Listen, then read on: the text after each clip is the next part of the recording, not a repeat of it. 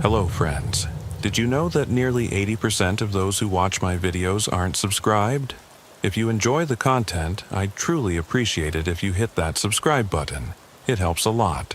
Also, don't forget to leave a like and share your thoughts in the comments. Your interaction not only supports the channel's growth, but also helps these stories reach more people. Thank you all for being here. By the way, where are you watching from? Let me know in the comments.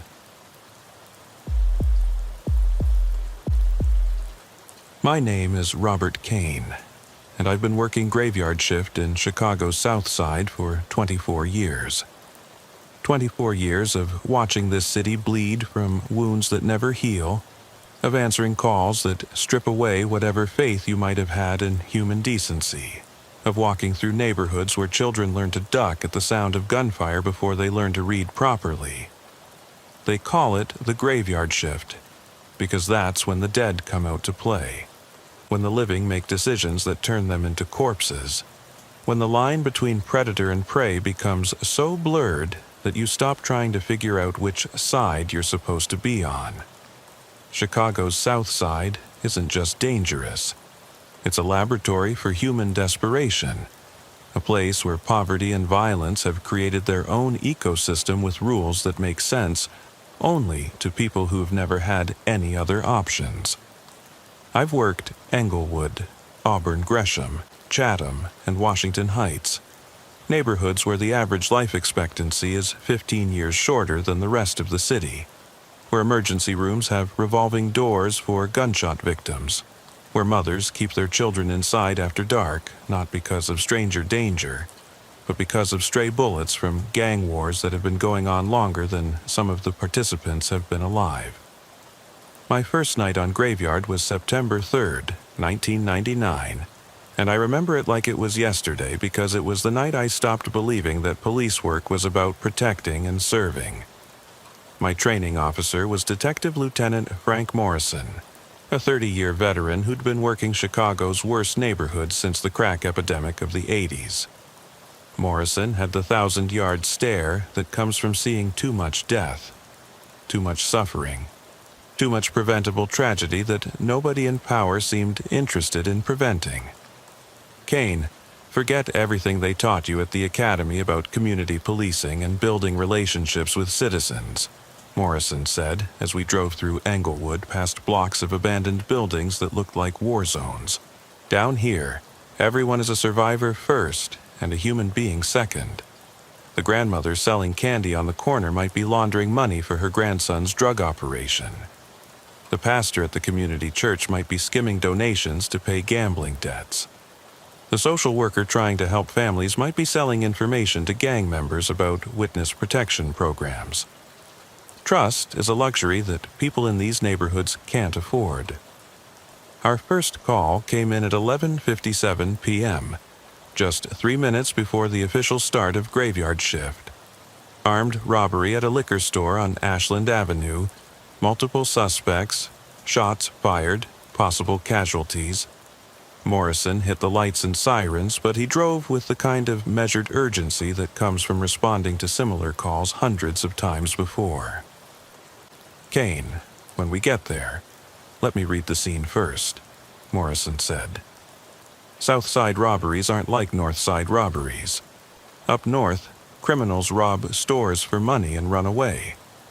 Down here, they rob stores to send messages, to establish territory, to prove points that have nothing to do with whatever cash is in the register. The violence is often more important than the theft. We arrived to find a scene that would define my understanding of police work for the next 24 years. The liquor store was owned by a Korean immigrant family, the Lees, who'd been running the business for 8 years despite being robbed on a regular basis. The store was located on a corner that 3 different gangs considered part of their territory, which meant that Mr. Lee had to navigate complex relationships with multiple criminal organizations just to keep his business operating. Mrs. Lee was sitting on the sidewalk outside the store, crying and holding a blood-soaked towel against her husband's head. Mr. Lee had been pistol-whipped during the robbery, but he was conscious and able to give us a description of the suspects.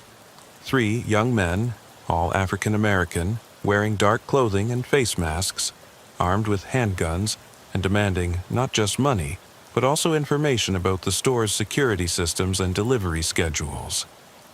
They weren't just robbing us, Mr. Lee explained, while paramedics treated his head wound. They were asking questions about when we receive shipments, how much cash we keep in the safe, whether we have cameras that record to off-site servers. This wasn't a simple robbery. It was reconnaissance for something bigger. Morrison immediately understood the implications. The Lee family's store was being targeted for a major heist, probably involving the theft of an entire shipment of cigarettes and alcohol that could be resold for tens of thousands of dollars. The robbery we'd responded to was just the opening move in a larger criminal enterprise that would probably result in the Lees being killed if they couldn't provide the information the robbers wanted. Mr. Lee, you need to understand something, Morrison said. These men are going to come back, and when they do, they're not going to be satisfied with just robbing you.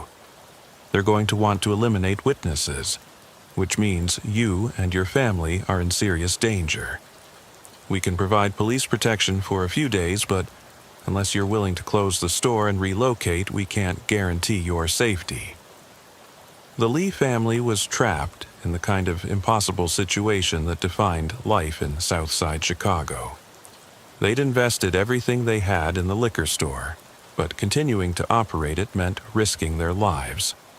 Closing it meant losing their livelihood and probably their life savings. Police protection was temporary at best, and the gangs that controlled the neighborhood had infinite patience when it came to settling scores. 2 weeks later, we were called back to the same liquor store. The Lee family had been found dead in the back room, executed with single gunshots to the head. The robbery had been thorough and professional. The safe had been emptied.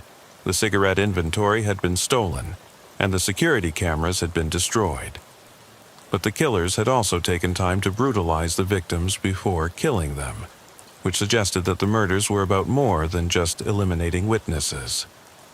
Morrison and I processed the crime scene, while detectives from the homicide unit interviewed neighbors who claimed they hadn't seen or heard anything unusual. The Lee family had been murdered in broad daylight on a busy commercial street, but nobody was willing to admit they'd witnessed the crime. This was my introduction to the code of silence that makes police work in Chicago's South Side so frustrating and ultimately futile.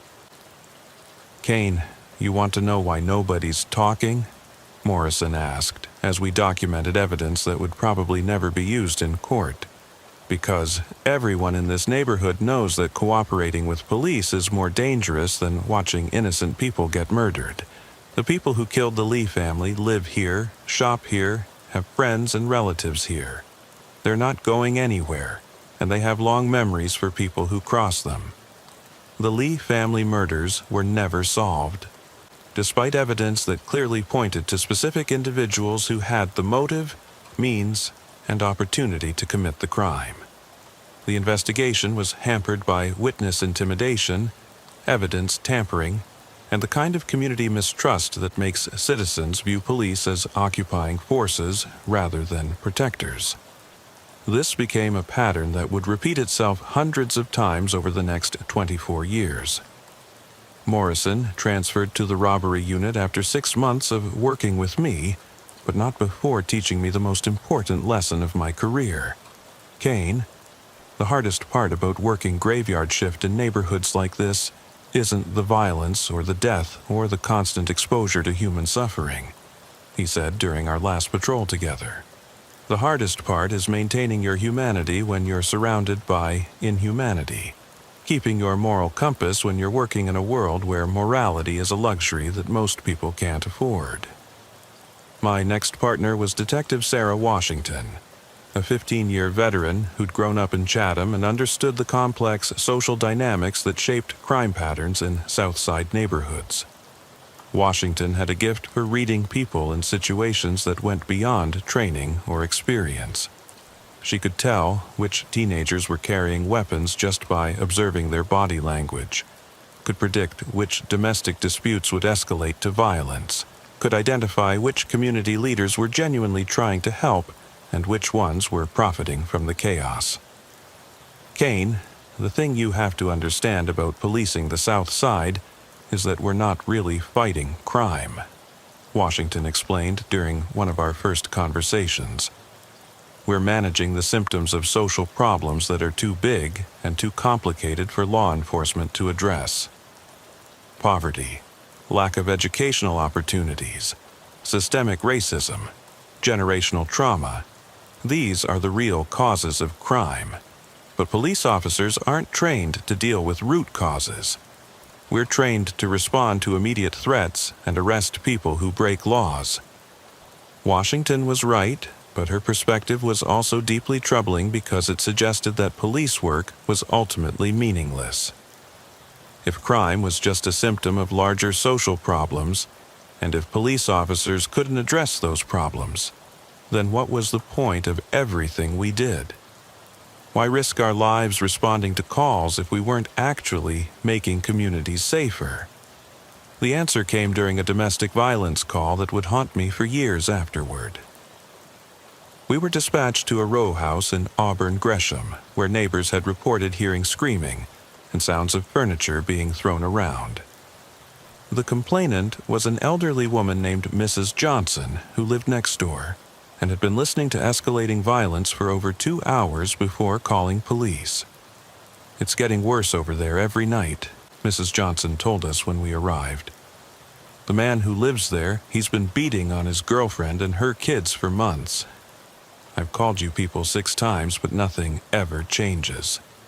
Tonight sounds different, though. Sounds like someone's getting killed." Washington and I approached the house following standard domestic violence protocols, but we could hear the violence continuing even as we climbed the front steps.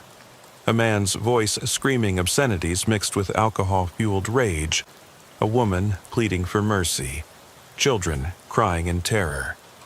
When we knocked on the door and identified ourselves as police, the shouting stopped immediately, replaced by a silence that was somehow more frightening than the noise had been. The door opened to reveal a woman named Angela Davis, 26 years old, with fresh bruises covering her face and arms. Behind her stood Marcus Thompson, 34 years old, holding a broken beer bottle and glaring at us with the kind of unfocused rage that comes from mixing alcohol with whatever street drugs were available that night. "Everything's fine, officers," Angela said quickly, her voice shaking with fear. "Just a disagreement between me and my boyfriend.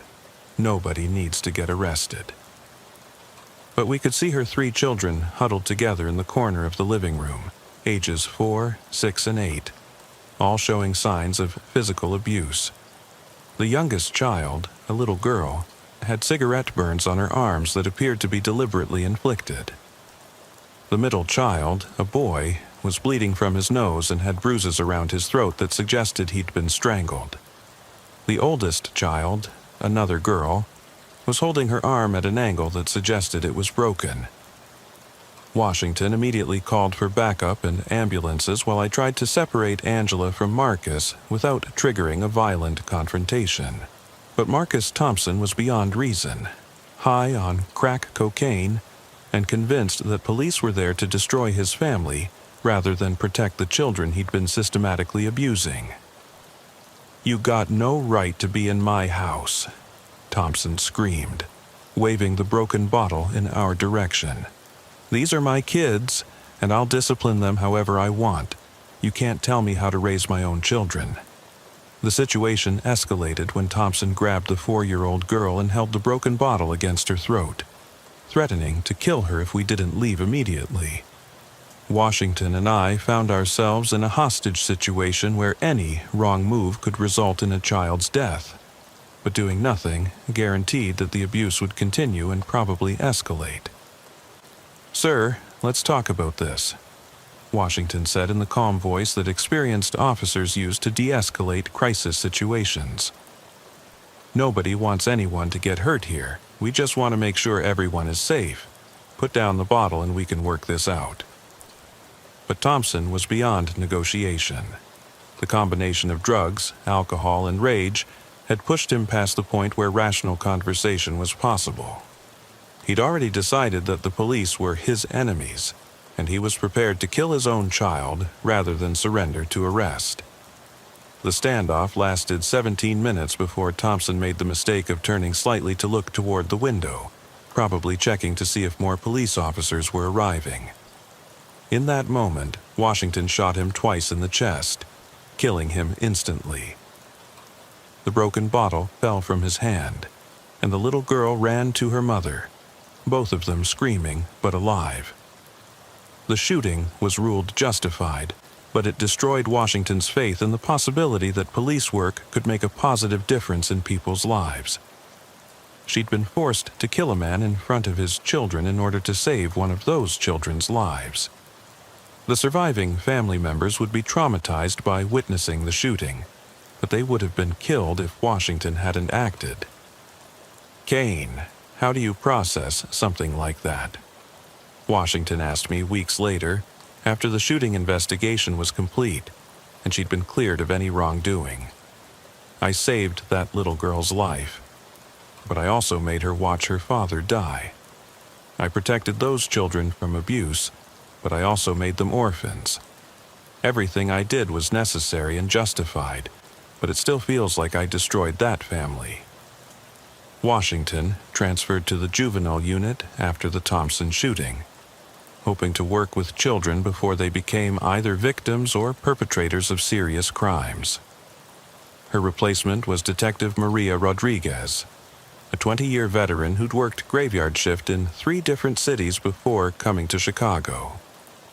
Rodriguez brought experience and perspective that came from seeing similar problems in different contexts, but she also carried the cynicism that develops after decades of witnessing preventable tragedies. "Kane, the most important thing to understand about this job is that we're not social workers or therapists or community organizers," Rodriguez said during our first patrol together. "We're crime scene processors who happen to carry guns. Our job is to respond to incidents after they occur, document what happened, arrest people when we can prove they committed crimes, and move on to the next call. Anything beyond that is outside our scope and will only lead to frustration and burnout." Rodriguez's approach was professionally sound, but emotionally sterile. She treated every call like a technical problem to be solved, rather than a human tragedy to be addressed. This made her highly effective at police work, but difficult to connect with on a personal level. She could process multiple homicide scenes in a single night, with the same emotional detachment that other people brought to filing paperwork. Our partnership was tested by a case that would define my understanding of evil for the rest of my career. A series of child abductions had been terrorizing the South Side for over 3 months, with 5 children disappearing from different neighborhoods under similar circumstances. The children, ranging in age from 6 to 10 years old, had all been taken while walking to or from school in broad daylight. No witnesses, no physical evidence, no demands for ransom. The children simply vanished. The investigation was complicated by the fact that the abductions had occurred in different police districts, which meant that information wasn't being shared effectively between investigative teams. Rodriguez and I were assigned to coordinate between districts and look for patterns that might have been missed by investigators who were focused on individual cases. "Kane, this isn't random," Rodriguez concluded after studying the case files. "These abductions are the work of someone who understands how police investigations work, someone who knows how to avoid creating evidence and how to operate across jurisdictional boundaries. We are dealing with either a law enforcement officer or someone who has extensive knowledge of police procedures." The breakthrough came when Rodriguez noticed that all the abduction sites were within a few blocks of specific city maintenance facilities.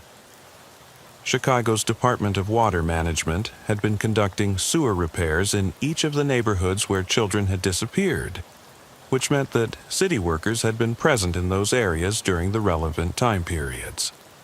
We obtained employee records for the water department and cross-referenced them with the abduction timeline.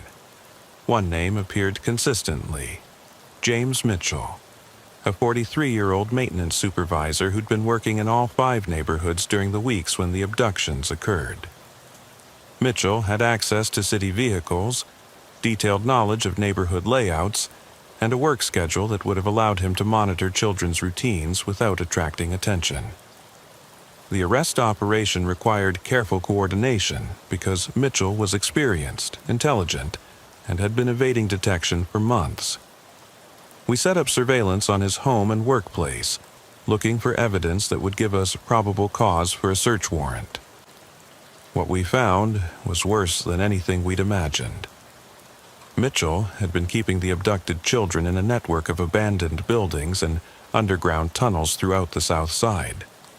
The children were being held in conditions that resembled concentration camps, malnourished, terrorized, and subjected to forms of abuse that I won't describe in detail because some things are too horrific to put into words. We found 3 of the 5 missing children alive, barely. The other 2 had been murdered when Mitchell decided they were becoming too difficult to control. The surviving children were so traumatized that they couldn't communicate coherently, and it would be months before psychologists could begin to understand the full extent of what they'd experienced. Mitchell was arrested without incident, but he showed no remorse for what he'd done to the children. During interrogation, he described his crimes in clinical terms as if he were discussing a scientific experiment rather than the systematic torture and murder of innocent children. "Those kids were just taking up space anyway," Mitchell said during his confession. "Most of them came from broken families, bad neighborhoods, situations where they weren't wanted. I gave their lives meaning by making them part of something bigger than themselves. They should be grateful for the opportunity to contribute to important research." The Mitchell case broke something fundamental in my understanding of human nature.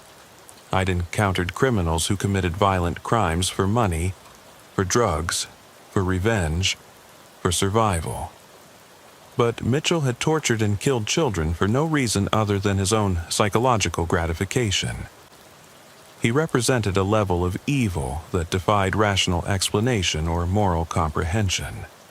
Rodriguez processed the crime scenes and evidence with her usual professional detachment, but even she was affected by the scope of Mitchell's crimes. "Kane, in 20 years of police work, I've never encountered anything like this," she said after Mitchell was sentenced to death. "Most criminals have understandable motivations. They're desperate, addicted, angry, or afraid. But Mitchell committed these crimes because he enjoyed causing suffering. That's not criminal behavior. That's something else entirely." The Mitchell case received extensive media coverage, but it also exposed the systematic failures that had allowed him to operate for months without detection. Poor communication between police districts, inadequate coordination between city departments, and insufficient resources for investigating missing children cases had created an environment where a predator could thrive. Rodriguez transferred to the FBI after the Mitchell case, hoping to work on cases that crossed jurisdictional boundaries and required more sophisticated investigative techniques. Her replacement was Detective Kevin Park, a Korean-American officer who'd grown up in a South Side neighborhood and understood the cultural dynamics that shaped community relationships with law enforcement. "Kane, the hardest part about policing communities where you grew up is that you can't maintain professional distance when you're dealing with people you've known since childhood," Park explained during our first conversation. "Half the gang members we arrest are people I went to school with. Some of the domestic violence perpetrators are guys who used to be my friends. It's difficult to stay objective when every arrest feels personal." Park's local knowledge made him incredibly effective at understanding the complex relationships that drove crime patterns in Southside neighborhoods.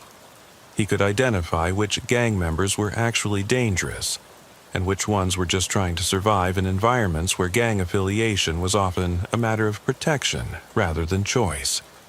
He knew which community leaders were genuinely trying to help and which ones were profiting from the chaos.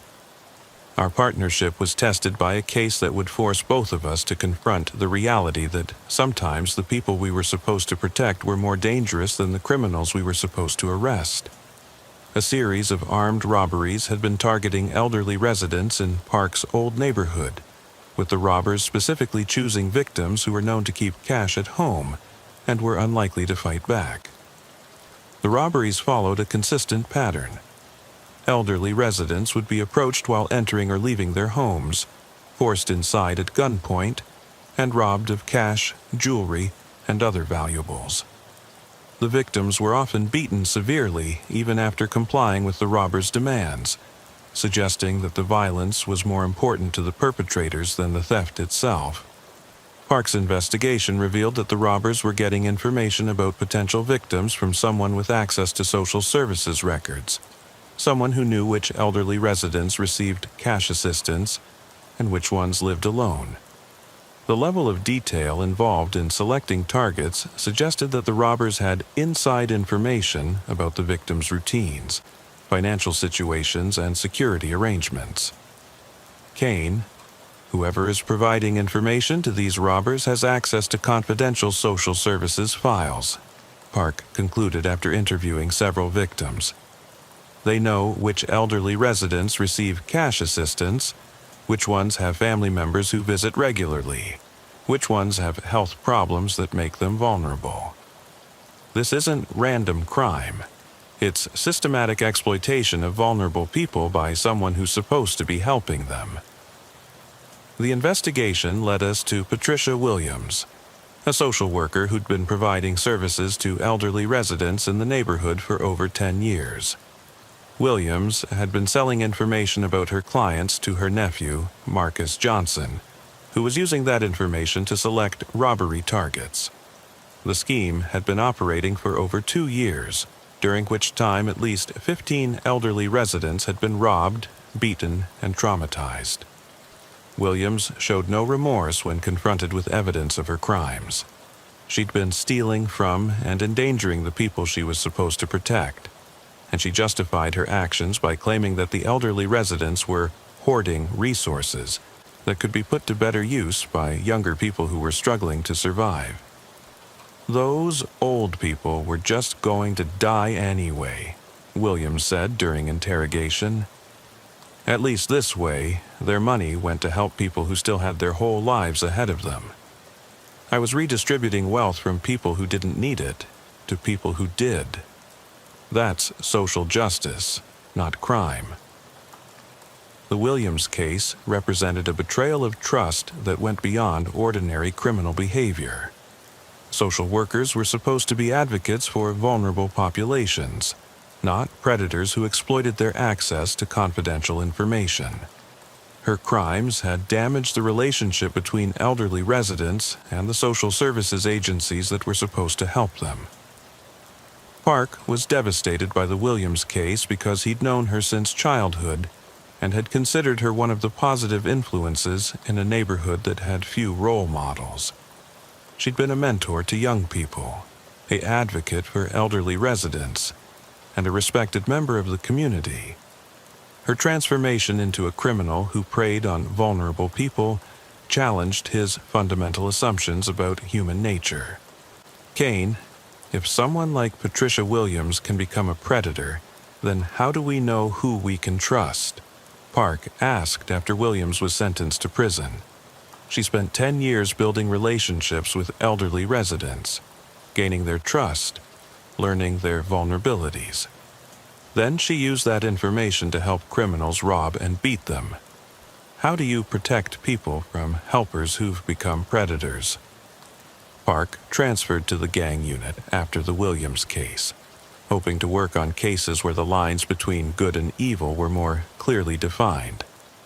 His replacement was Detective Lisa Chen, a recent transfer from the narcotics unit who brought experience with drug-related crimes, but little understanding of the broader social context that shaped criminal behavior in Southside neighborhoods. Kane, I've spent 5 years working drug cases, and I thought I understood criminal behavior, Chen said during our first patrol together. But narcotics criminals are usually motivated by addiction or profit.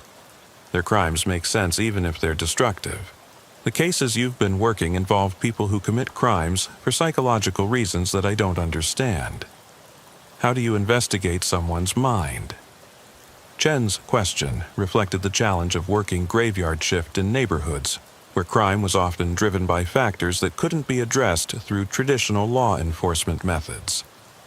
Mental illness, generational trauma, social isolation, and systematic abuse created criminals who operated according to logic that was incomprehensible to people who'd never experienced similar circumstances. Our partnership was defined by a case that would force both of us to confront the reality that sometimes the most dangerous criminals are the ones who appear to be helping their communities. A series of suspicious deaths had been occurring at a nursing home in Chatham, with elderly residents dying at rates that were statistically abnormal for a facility of that size. The deaths appeared to be natural: heart attacks, strokes, respiratory failures. But the timing and circumstances suggested that someone might be hastening the deaths of residents who were considered burdensome or expensive to care for. The investigation was complicated by the fact that the victims were elderly and frail, which made it difficult to determine whether their deaths were natural or the result of deliberate intervention. Chen's background in narcotics investigations proved invaluable because she understood how drugs could be used to cause deaths that appeared natural. Her analysis of the medical records revealed patterns that suggested several residents had been given overdoses of medications that would cause heart attacks or respiratory failure in elderly patients. Kane, someone at that nursing home, is killing residents and making it look like natural death, Chen concluded after reviewing months of medical records. The victims are all residents with no family members who visit regularly, residents with expensive medical conditions, or residents who are difficult to care for. Someone is committing murder and calling it mercy. The investigation revealed that Dr. Robert Martinez, the facility's medical director, had been systematically killing residents who he considered to be suffering needlessly or who represented financial burdens for the facility. Martinez had been administering lethal injections disguised as routine medical care, then falsifying death certificates to make the deaths appear natural. Martinez showed no remorse when confronted with evidence of his crimes. He'd been killing elderly residents for over 3 years, during which time he'd murdered at least 27 people. He justified his actions by claiming that he was providing mercy to people who were suffering and had no hope of recovery. Those people were already dead, Martinez said during interrogation. They were just taking up space, consuming resources, creating suffering for their families. I was providing a service by ending their misery humanely. That's not murder, that's compassion. The Martinez case represented the ultimate betrayal of trust. A doctor who'd sworn to preserve life had been systematically murdering the patients he was supposed to protect.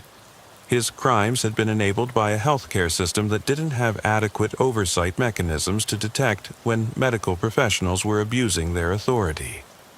Chen was traumatized by the Martinez case because it challenged her fundamental assumptions about the medical profession and the institutions that were supposed to protect vulnerable populations. She'd assumed that doctors were motivated by a desire to help people.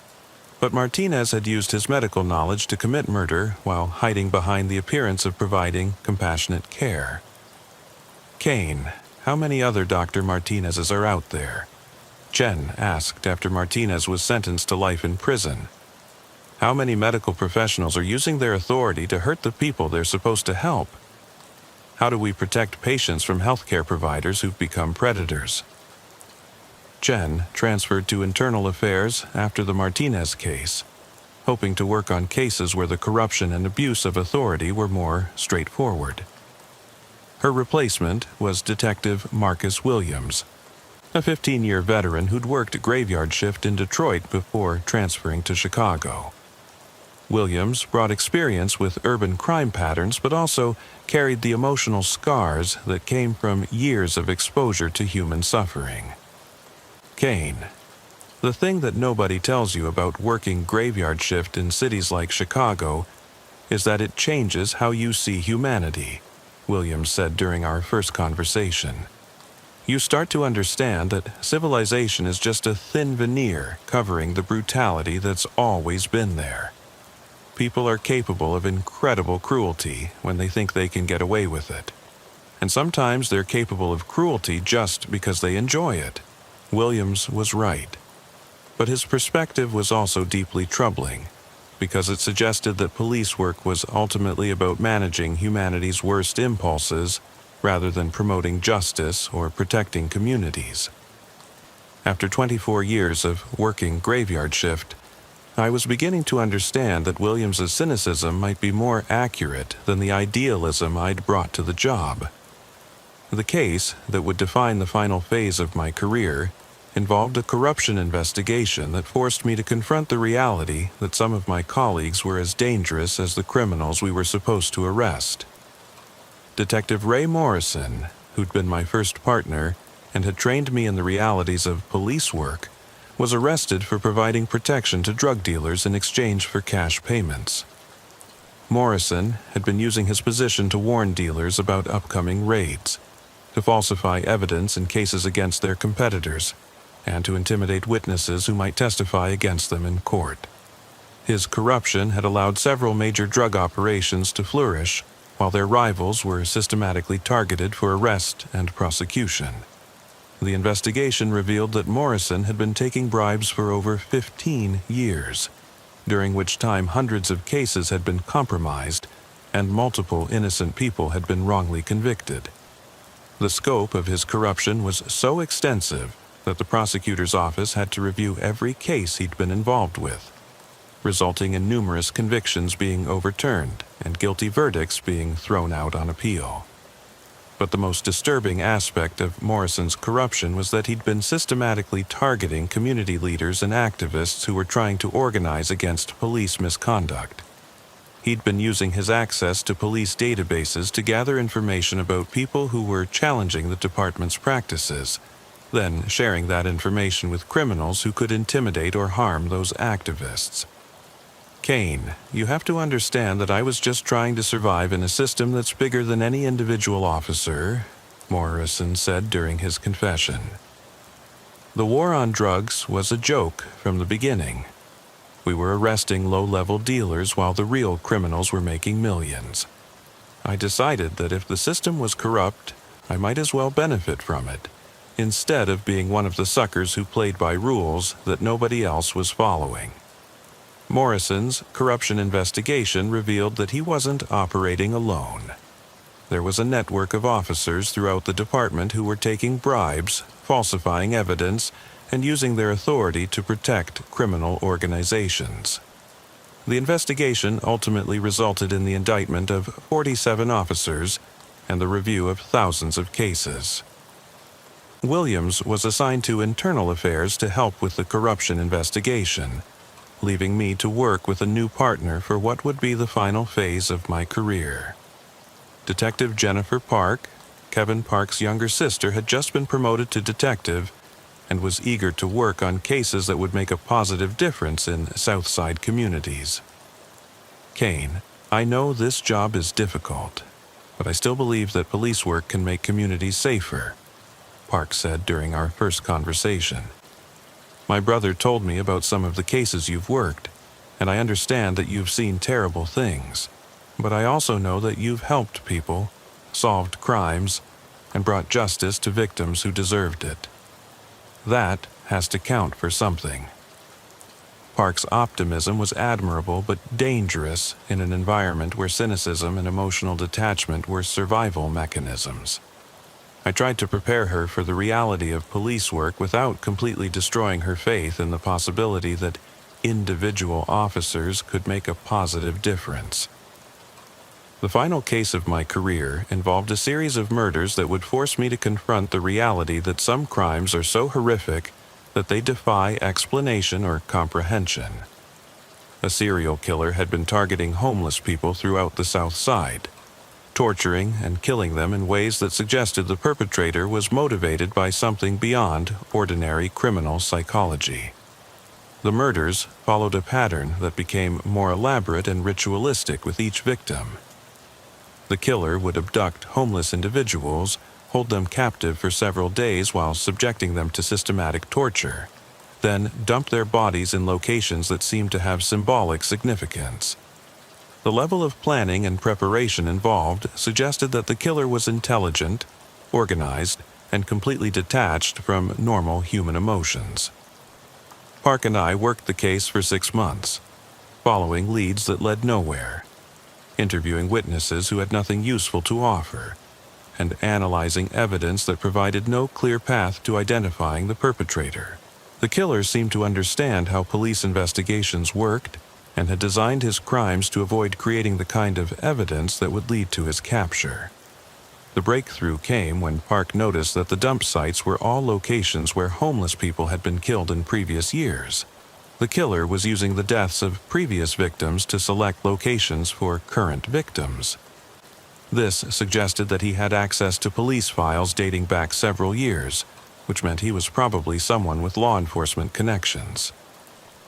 We obtained personnel records for everyone who had access to the relevant case files and cross-referenced them with the timeline of the murders.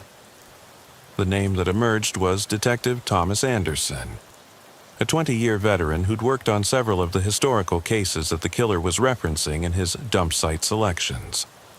Anderson had been systematically killing homeless people for over 2 years, using his knowledge of police procedures to avoid detection and his access to case files to select symbolically significant locations for disposing of bodies. He'd been operating with the confidence that comes from understanding exactly how investigations are conducted and what evidence investigators need to build cases. The arrest was conducted by a joint task force that included FBI agents and internal affairs investigators because Anderson was considered extremely dangerous and had extensive knowledge of police tactics. When confronted with evidence of his crimes, Anderson showed no remorse and seemed genuinely puzzled by the suggestion that he'd done anything wrong.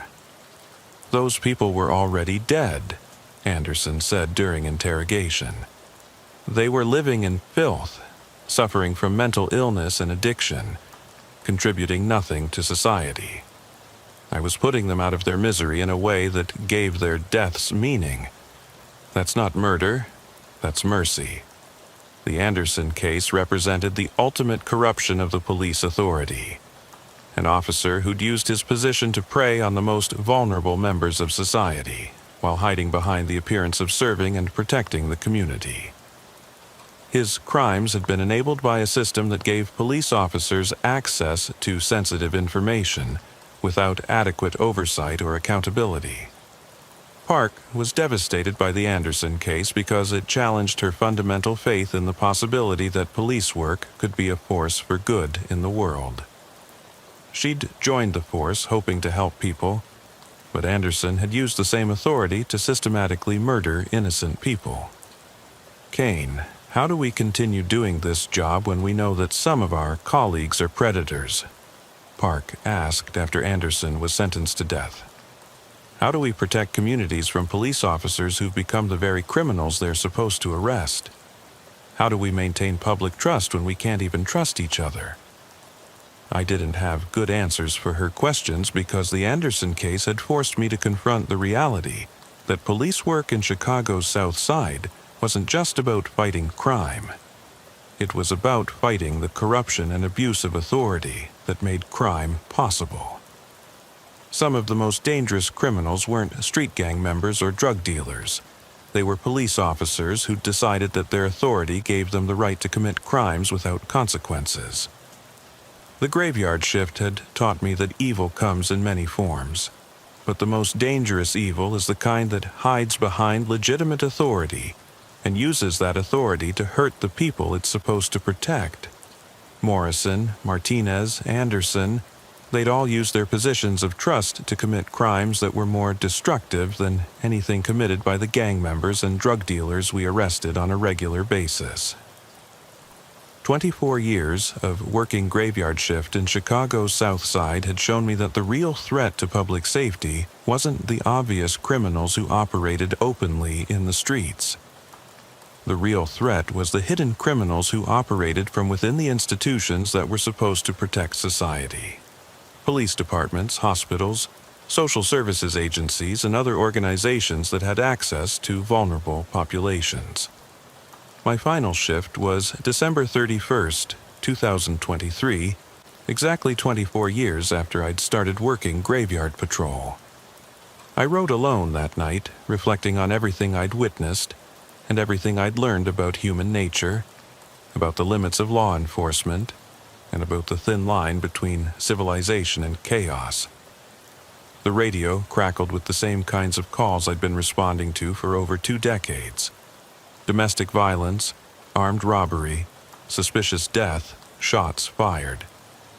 Each call represented someone's worst moment, someone's last hope for help, someone's encounter with the kind of evil that most people prefer to believe doesn't exist.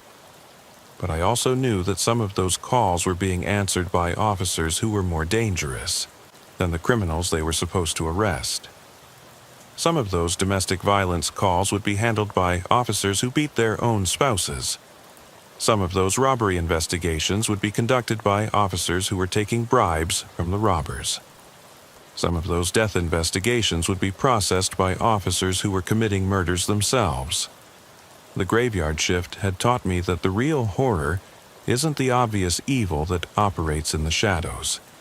It's the hidden evil that operates in the light, using legitimate authority to commit crimes that are more destructive than anything committed by ordinary criminals. The badge that's supposed to represent justice and protection can also be used as a weapon against the people it's supposed to serve. As I drove through the South Side one final time, I realized that I was leaving behind more questions than answers. 24 years of working graveyard shift had taught me that evil is more pervasive and more sophisticated than most people understand.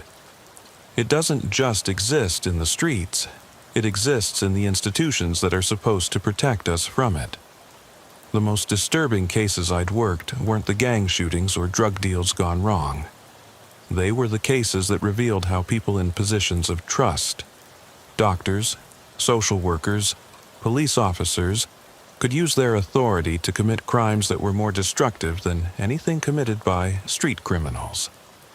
Morrison, Martinez, Anderson, Williams, they'd all betrayed the trust that society had placed in them, using their positions to prey on the people they were supposed to protect. But even more disturbing was the realization that these weren't isolated incidents. They were symptoms of a larger problem.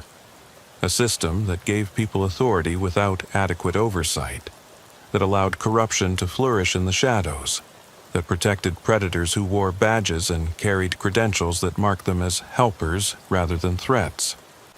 The graveyard shift had shown me that the real war wasn't between police and criminals. It was between the forces of order and chaos that existed within every institution, every community, every individual. Sometimes the people wearing badges were the ones bringing chaos. Sometimes the people we arrested were the ones trying to bring order to communities that had been abandoned by everyone else. Park requested a transfer to day shift after the Anderson case, unable to continue working in an environment where she couldn't trust her colleagues. I understood her decision, but it also meant that another idealistic young officer had been broken by the realities of police work in Chicago's South Side. Kane, I joined the force because I wanted to help people, Park said during our final conversation. But how do you help people when you can't tell the difference between the helpers and the predators? How do you protect communities when some of the protectors are the real threats? Those questions haunted me as I cleaned out my desk and prepared to leave a job that had defined my adult life. 24 years of working graveyard shift had given me knowledge that I wished I didn't have, insights into human nature that I wished I could forget, and memories of crimes that would follow me into retirement. The final call of my career came in at 5:47 a.m. on January 1st, 2024. Suspicious death at a nursing home in Chatham. Elderly resident found dead under circumstances that didn't match his medical history. As I drove to the scene, I couldn't help but think about Dr. Martinez and wonder if we'd caught all the predators or if there were others still operating in the shadows. The victim was Harold Washington, 83 years old, a resident of Sunset Manor who'd been found dead in his bed with no obvious cause of death. The nursing home staff claimed he died peacefully in his sleep, but something about the scene troubled me. The victim's position, the expression on his face, the timing of his death. It all felt wrong in ways that I couldn't articulate. I processed the scene with the same thoroughness that had characterized my entire career, documenting everything, photographing evidence, interviewing witnesses. But I also knew that this would be my last case, my final opportunity to seek justice for someone who might have been murdered by someone they trusted. The investigation would be handed over to other detectives, and I would never know whether Harold Washington died naturally or was killed by someone who was supposed to be caring for him. That uncertainty would follow me into retirement, along with all the other unresolved cases, unsolved murders, and unanswered questions that had accumulated over 24 years of working graveyard shift. As I drove away from Sunset Manor for the last time, I realized that the graveyard shift had taught me the most important lesson of my career. The real horror isn't the obvious evil that operates in the darkness.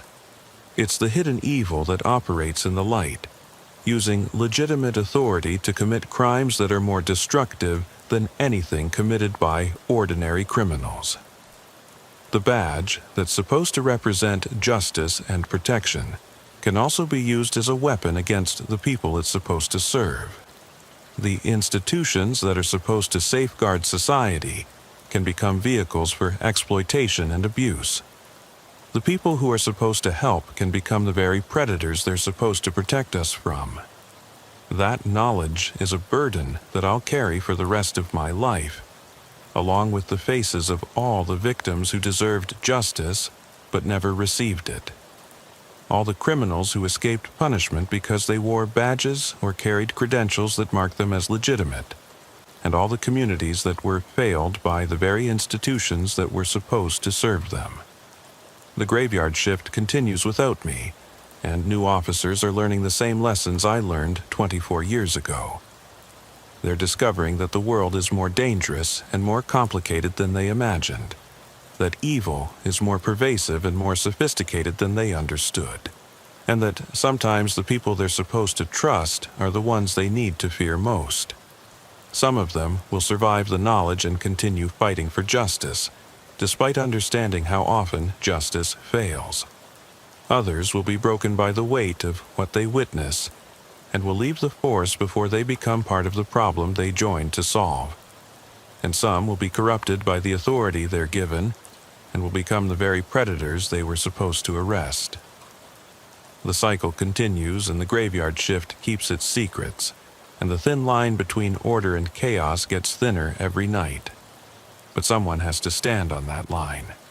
Someone has to answer the calls that come in when the darkness reveals humanity's true nature. Someone has to bear witness to the crimes that happen when people think nobody is watching. That was my job for 24 years, and now it's someone else's responsibility. But the knowledge I gained, the questions I can't answer, and the memories I can't forget will stay with me until the day I die. Because once you've seen what I've seen, once you understand how thin the veneer of civilization really is, you can never go back to believing that the world is a safe place where good people are protected and evil people are punished. The graveyard shift taught me that the real monsters aren't the ones hiding in the shadows.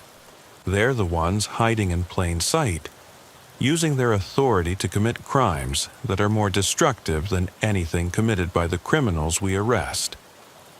And that's a truth that's too heavy for any one person to carry alone, but someone has to carry it anyway. The radio in my patrol car crackled one final time as I prepared to end my shift. All units, we have a report of shots fired at 127th and Halstead. Multiple victims, ambulances en route. I looked at the radio, then at the clock on my dashboard showing 5:59 a.m., 1 minute before the end of my final shift. Someone else would have to answer that call, someone else would have to process that scene, someone else would have to try to make sense of whatever violence had erupted in the last minutes of my career.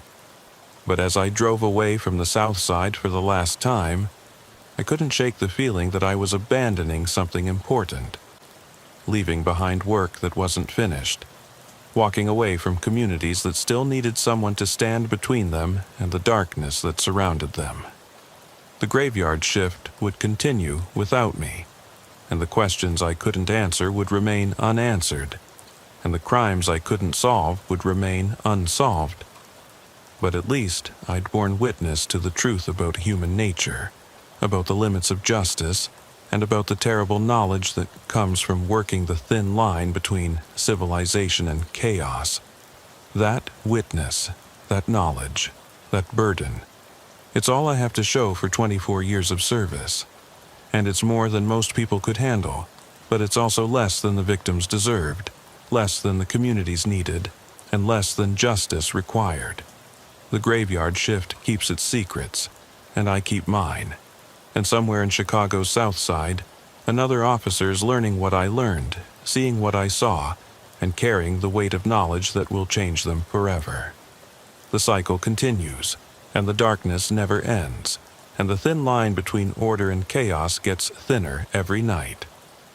But someone has to stand on that line. Someone has to answer the calls. Someone has to bear witness to the truth that most people prefer to ignore. That was my job for 24 years. Now, it's someone else's turn to carry the burden. They call me Officer Jake Sullivan, and I've been working the graveyard shift in Camden, New Jersey for 21 years. 21 years of watching this city eat itself alive, one violent night at a time.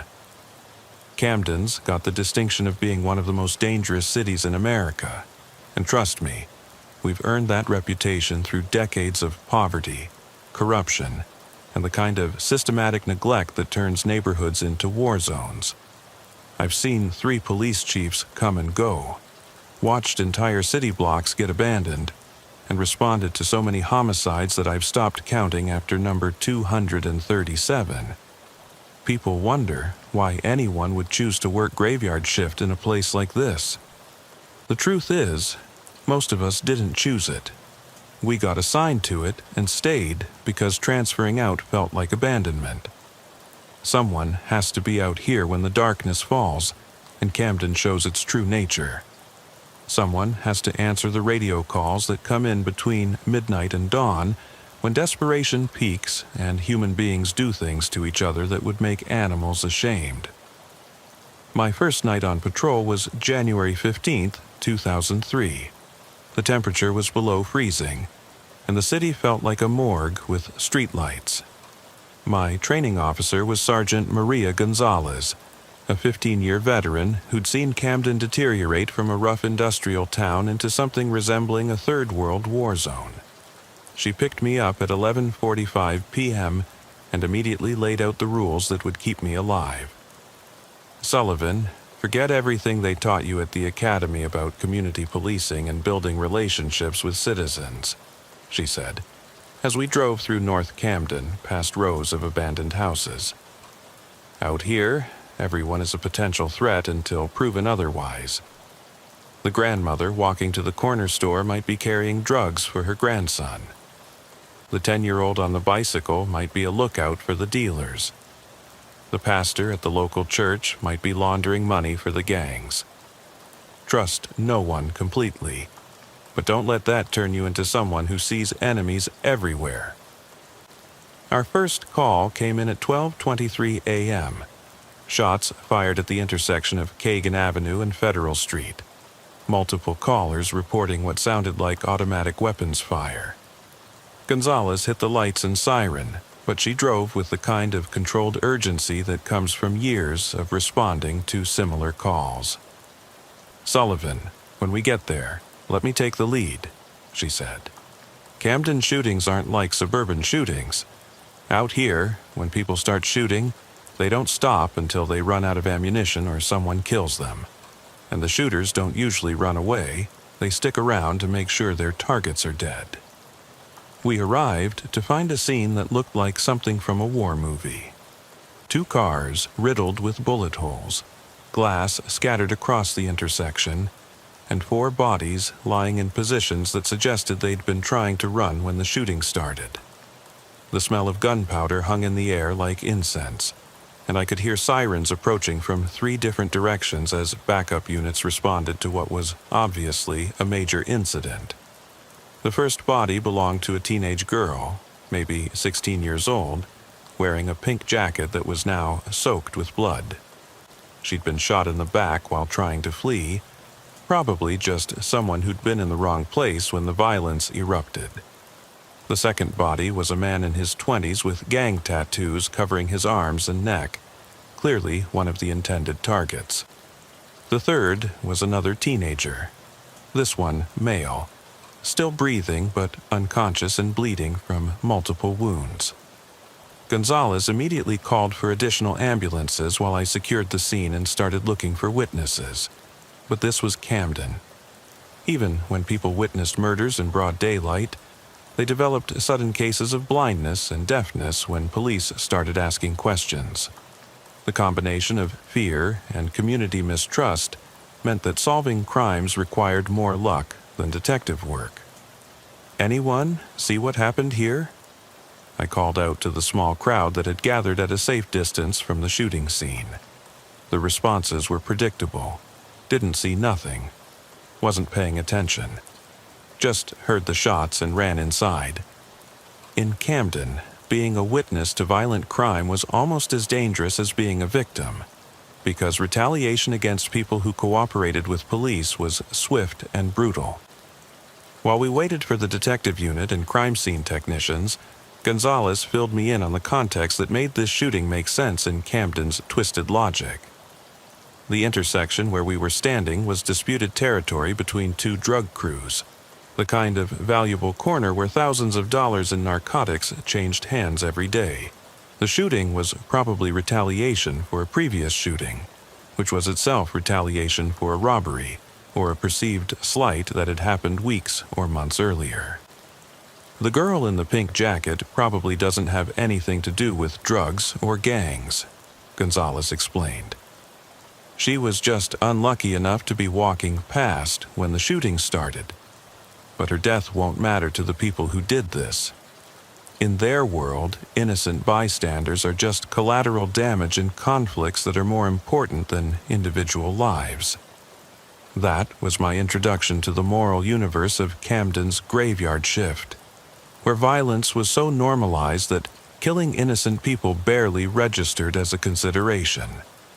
Over the next 21 years, I would respond to hundreds of similar shootings, each one following the same pattern: disputes over drugs, money, or respect that escalated into gunfire, with victims who ranged from active participants to completely innocent bystanders. The teenage girl in the pink jacket died before the ambulance could get her to the hospital. Her name was Keisha Williams, and she'd been walking home from her job at a fast food restaurant when the shooting started. She was saving money for community college, had never been arrested, never been involved in any kind of criminal activity. But she died because she happened to be on the wrong street corner when 2 groups of men decided to settle their differences with automatic weapons. Detective Ray Morrison caught the case, a 30-year veteran who'd been investigating homicides in Camden since the 1980s. Morrison was the kind of cop who could look at a crime scene and immediately understand the relationships, motivations, and likely suspects involved. But even Morrison struggled with cases where witnesses refused to cooperate, and physical evidence was limited. "Sullivan, you want to know the hardest part about working homicides in Camden?" Morrison asked me while he examined the bullet holes in one of the cars. "It's not finding the killers. Half the time, everyone in the neighborhood knows exactly who did it. The hard part is building a case that will hold up in court when no one will testify and most of the evidence gets destroyed or contaminated before we can process it properly." Morrison was right. The Keisha Williams murder remained unsolved, like most of the shootings I would witness over the next 2 decades. Not because the police were incompetent or lazy, but because solving crimes requires community cooperation, and Camden's communities had learned through bitter experience that cooperating with police was more dangerous than staying silent. My second week on graveyard shift brought a domestic violence call that would haunt me for years afterward. 3-story row house on Pine Street. Neighbors reporting screaming and sounds of furniture being thrown around. The complainant was an elderly woman named Mrs. Henderson, who lived next door and had been listening to escalating violence for over an hour before calling police. "It's getting worse over there," Mrs. Henderson told us when we arrived. "Started with yelling. Then I heard glass breaking. Then what sounded like someone getting thrown against the wall. The woman next door, she's got 2 little kids. I'm worried about them babies." Gonzalez and I approached the house with our weapons drawn, following standard domestic violence protocols. Domestic calls were among the most dangerous situations police responded to because emotions ran high, weapons were often present, and the people involved frequently turned their anger toward the officers who interrupted their disputes. We could hear shouting from inside the house as we climbed the front steps. A man's voice screaming obscenities, a woman crying, and children crying in the background. Gonzalez knocked on the door and identified herself as police, which immediately silenced the shouting inside. "Police department. We received a complaint about a disturbance. We need to speak with everyone in the house." The door opened to reveal a woman named Tracy Mason, 24 years old, with fresh bruises on her face and blood on her shirt. Behind her, we could see her boyfriend, Daryl Washington, standing in the living room holding a baseball bat and glaring at us with the kind of rage that suggested he was high on something stronger than alcohol. "Everything's fine, officers," Tracy said quickly, her voice shaking. "Just a misunderstanding. Nobody needs to be arrested." But we could see her 2 children, ages 3 and 5, huddled together on a couch that had been overturned during the fight. The living room was destroyed, broken glass everywhere, holes punched in the walls, blood spattered on the carpet. This wasn't a misunderstanding. This was systematic domestic violence that had been escalating for months or years. Gonzalez immediately called for backup and an ambulance, while I tried to separate Tracy from Daryl to assess her injuries. But Tracy refused medical treatment, refused to press charges, and insisted that we leave her alone. She was more afraid of what Daryl would do to her after we left than she was of her current injuries. "Ma'am, we can arrest him right now for assault," I explained. "We can help you get a protective order, connect you with social services, make sure you and your children are safe." Tracy shook her head violently. "You don't understand. If you arrest him, he'll be out tomorrow, and he'll be twice as angry. I got nowhere else to go, no money, no family, and if I cooperate with you, he'll kill me. Not hurt me, kill me." Daryl was arrested anyway because we'd witnessed evidence of assault, but Tracy's prediction proved accurate. He was released on bail within 24 hours and returned to the house that same night. We responded to 2 more domestic violence calls at that address over the next month, each one more violent than the last. The final call came on a Tuesday night in February. Tracy Mason, beaten to death with that same baseball bat while her children hid in a bedroom closet. Darrell Washington had fled the scene and remained at large for 3 weeks before being arrested during an unrelated drug raid. He eventually pled guilty to second-degree murder and was sentenced to 18 years in prison. But Tracy's children, who'd witnessed their mother's murder, were placed in the foster care system where they would probably spend the rest of their childhoods being shuffled between homes and institutions. The cycle of violence that had killed their mother would likely continue in their own lives unless someone intervened with the kind of comprehensive support that Camden's social services system wasn't equipped to provide. That case taught me that domestic violence calls in Camden weren't just about stopping immediate violence. They were about trying to break cycles of abuse that often stretched back generations. But police officers weren't trained as social workers or therapists, and our tools for intervention were limited to arrest and protective orders that were only as effective as the victim's willingness to cooperate with the system.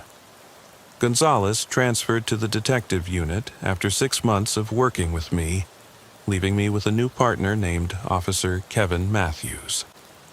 Matthews was a Camden native who'd grown up in the same neighborhoods we patrolled, which gave him insights into local dynamics but also created complications when we encountered people he'd known since childhood. The worst part about policing your own community, Matthews told me during one of our first shifts together, is that you can't maintain professional distance when you're arresting people you went to high school with.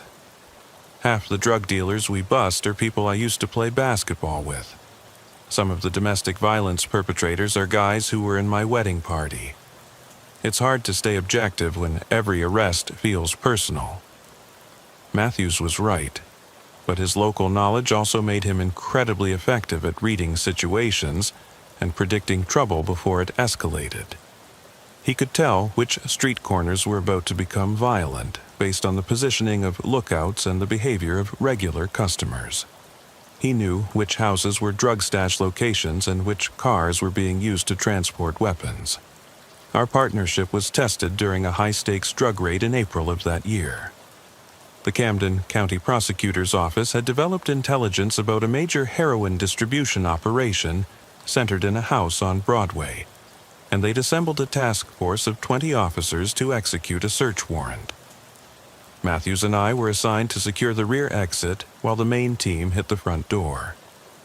The house was a 3-story row home that had been converted into a drug processing center, with different floors dedicated to cutting, packaging, and storing heroin that was distributed throughout South Jersey.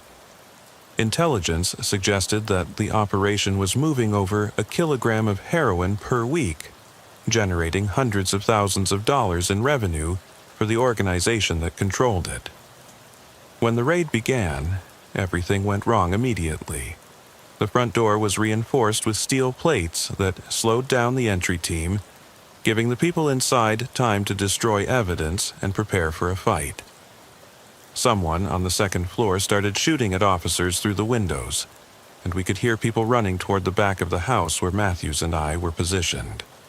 "Sullivan, we've got runners coming your way," came the radio call from the team leader. At least 3 suspects, possibly armed, heading for the rear exit. The back door exploded open and 3 men came running out, one of them carrying a shotgun and firing wildly in our direction.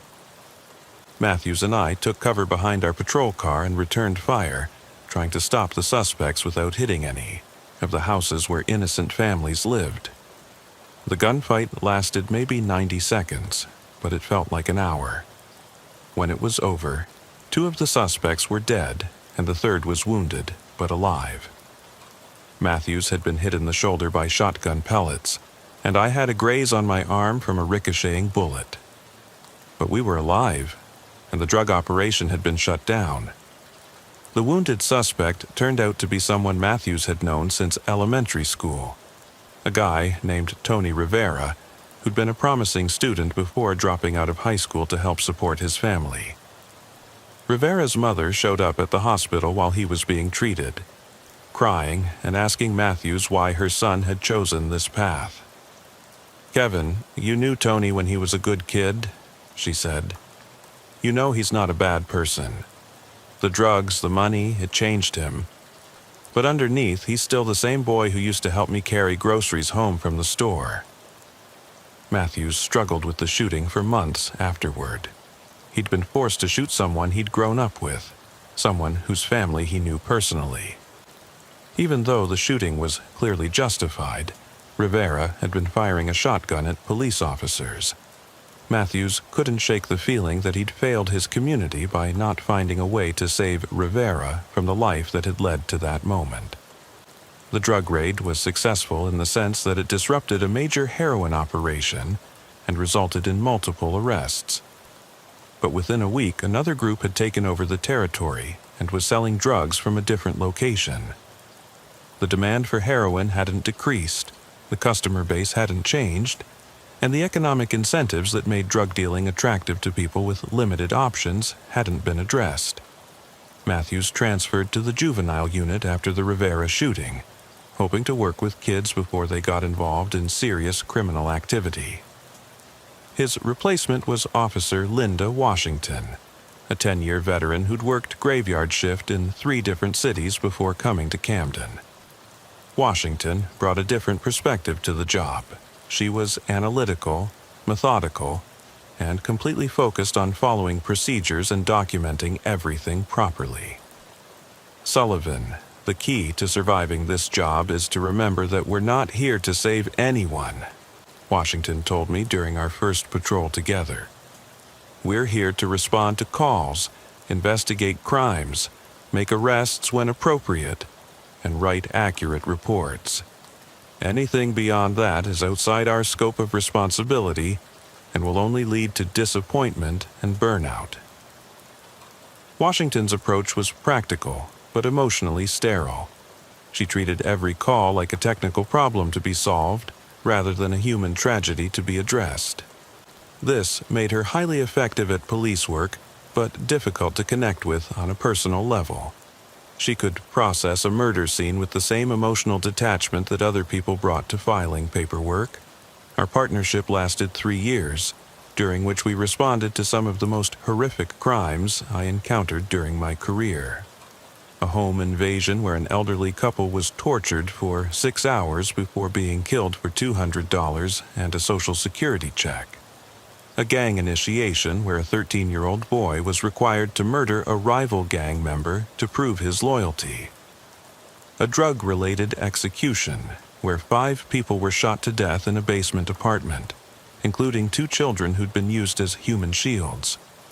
Each case tested my ability to maintain professional composure while documenting evidence of human cruelty that seemed to have no limits. Washington never showed any emotion during these investigations, never expressed anger or sadness or disgust at what we witnessed. She simply collected evidence, interviewed witnesses, and wrote reports that accurately described events without editorial comment. "How do you do it?" I asked her one night after we'd processed a particularly brutal crime scene. "How do you stay so detached from all this suffering?" Washington looked at me like I'd asked a question with an obvious answer. "Sullivan, if I let myself feel everything that happens on this job, I'd be useless within a month. The emotions would overwhelm my ability to think clearly and respond appropriately. Detachment isn't callousness. It's a survival mechanism that allows me to function in situations that would break most people." She was probably right, but her approach troubled me because it seemed to reduce police work to a purely mechanical process. The victims we encountered weren't just case numbers. They were human beings whose lives had been destroyed by violence, poverty, addiction, and systematic neglect. Treating them as abstract problems to be solved felt like another form of dehumanization. But Washington's emotional detachment also made her incredibly effective at solving cases that other investigators might have given up on. She had a gift for spotting patterns and connections that weren't immediately obvious. and she never let personal feelings interfere with her judgment about suspects or witnesses. Our biggest case together involved a series of armed robberies that had been terrorizing Camden's business district for over 6 months. The robberies followed a consistent pattern. 2 masked men would enter small businesses just before closing time, force employees into back rooms at gunpoint, and steal cash along with personal items like jewelry and cell phones. What made the robberies particularly disturbing was the level of violence involved. The suspects didn't just take money and leave, they seemed to enjoy terrorizing their victims, often spending 10 or 15 minutes threatening to kill people who cooperated fully with their demands. Several victims required psychological counseling after their experiences, and 2 had attempted suicide rather than continue living with the trauma. Washington studied the case files with the kind of obsessive attention to detail that characterized her approach to police work. She mapped the robbery locations, analyzed the timing patterns, and interviewed every victim multiple times to develop a comprehensive understanding of the suspect's methods and psychology.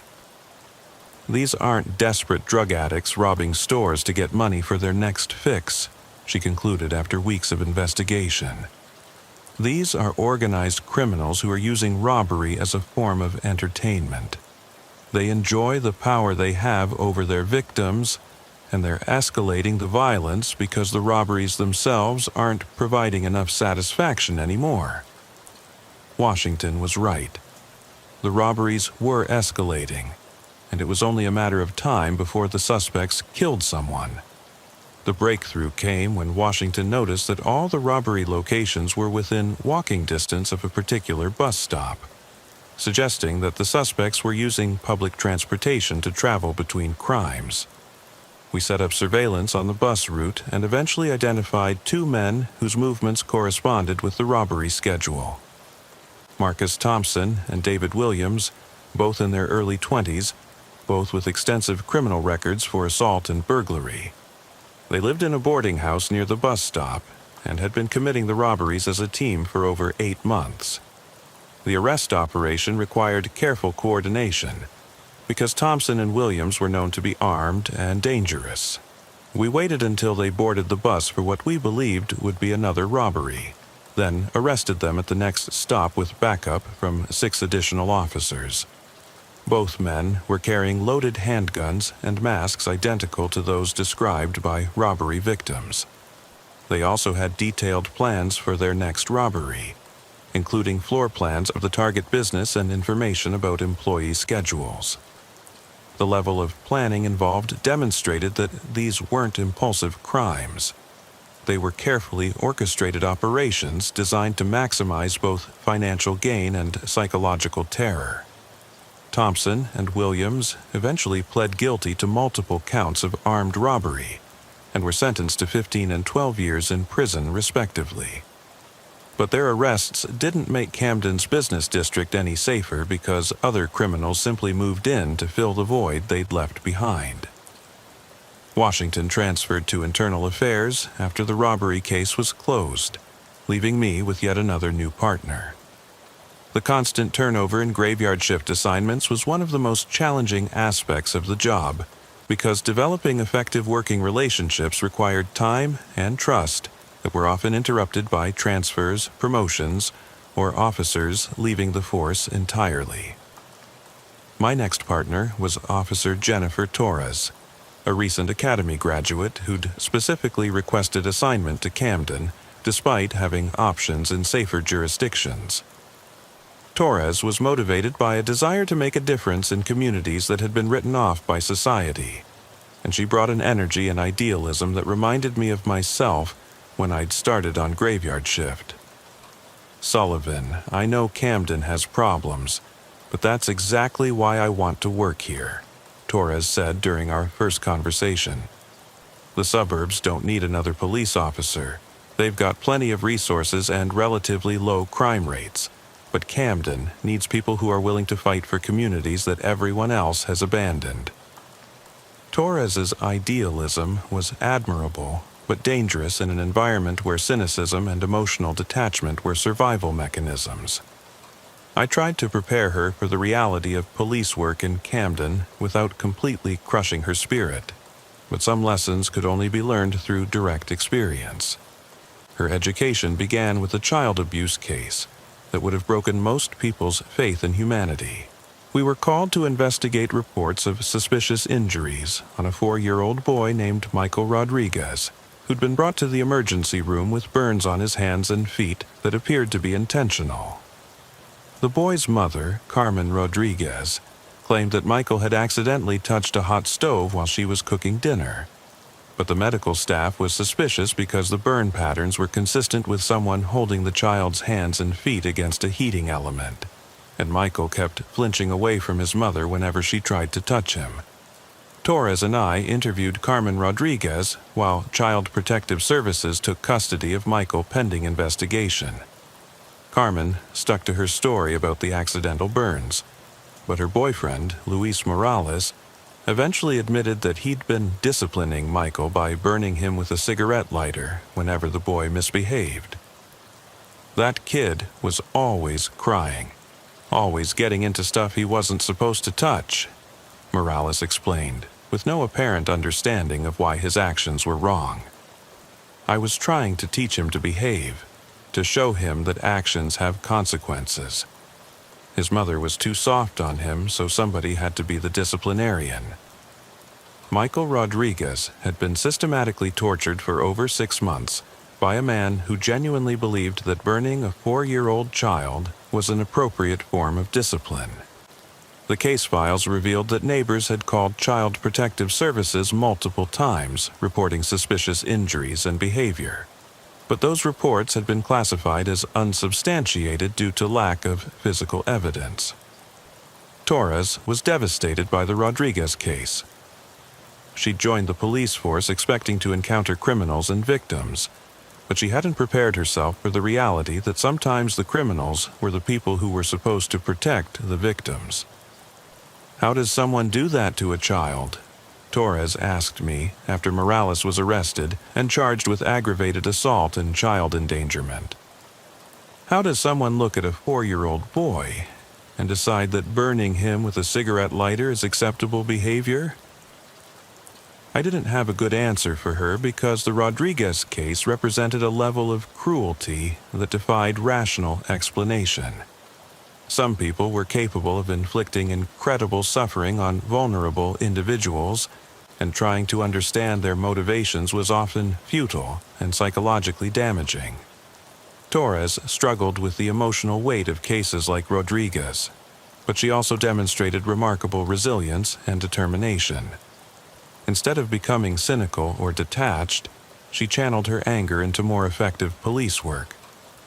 She became an expert at recognizing signs of child abuse, developed relationships with social workers and medical professionals who could provide support for victims, and advocated for policy changes that would improve the system's response to domestic violence and child endangerment.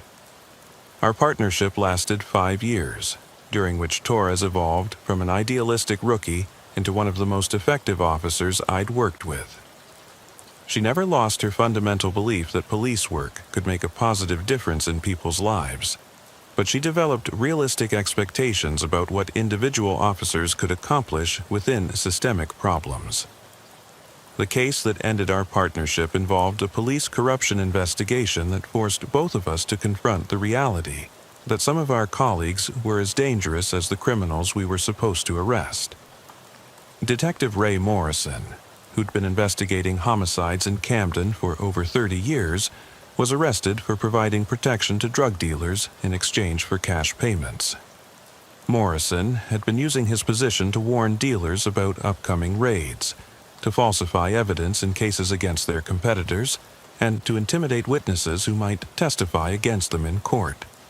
His corruption had allowed several major drug operations to flourish, while their rivals were systematically targeted for arrest and prosecution.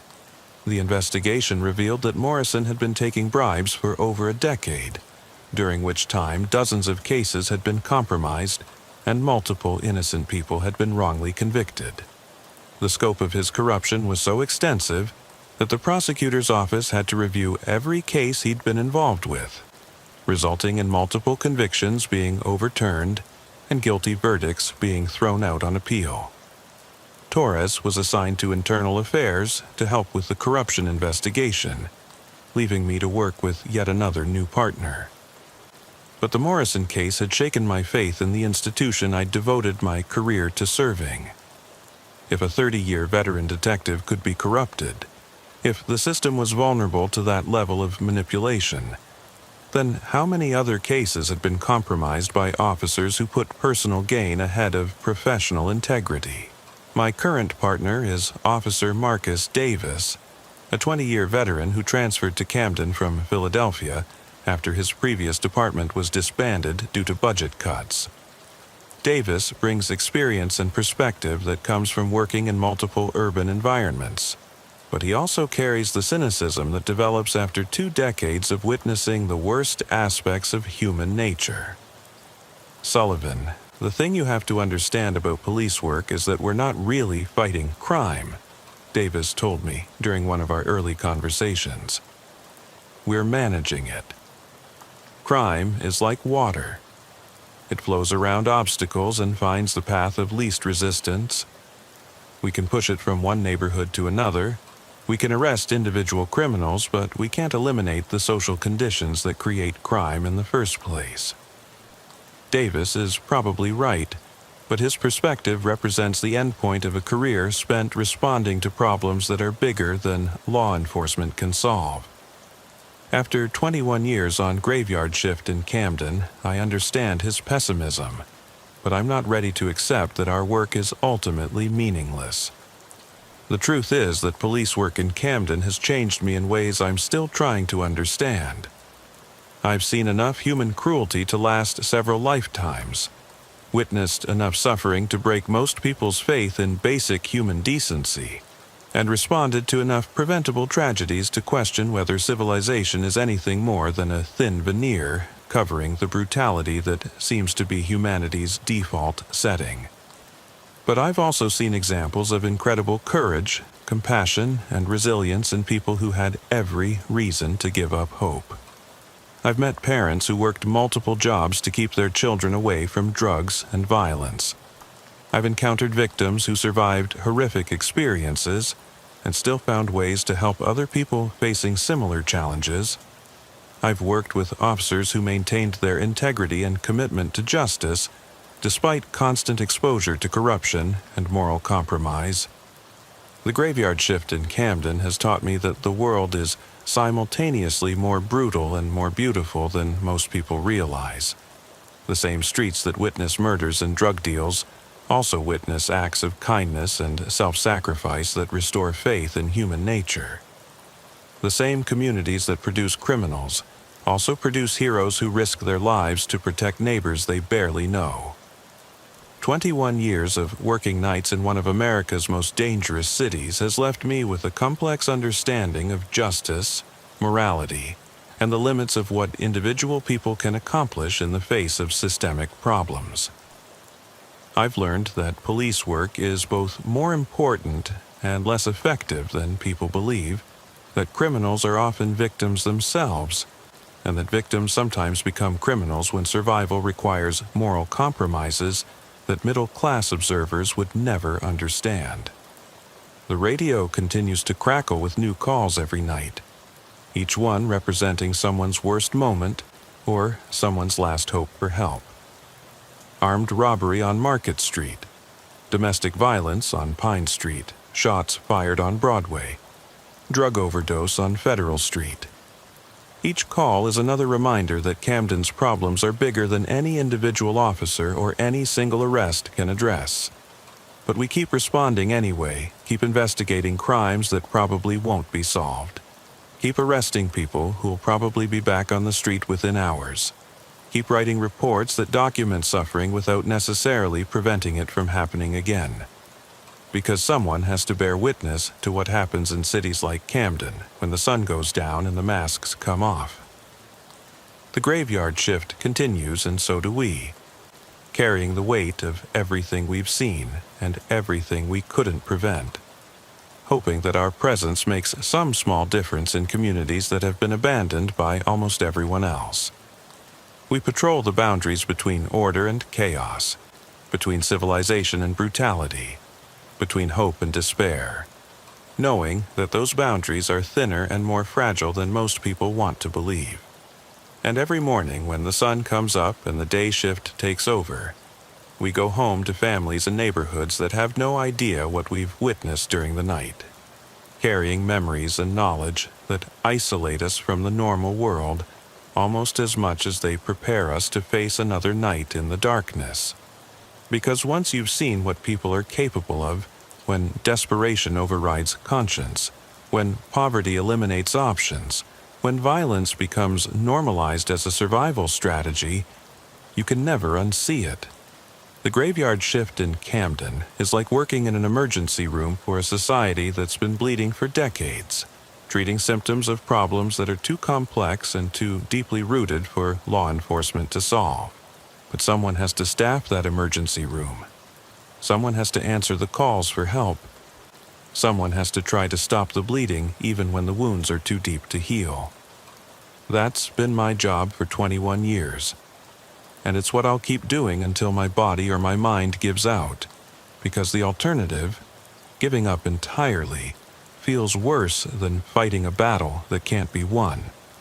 The graveyard shift taught me that sometimes the most important work involves showing up when no one else will, bearing witness when no one else can, and providing whatever small measure of justice or protection or hope is possible in situations where all three are rare and precious commodities.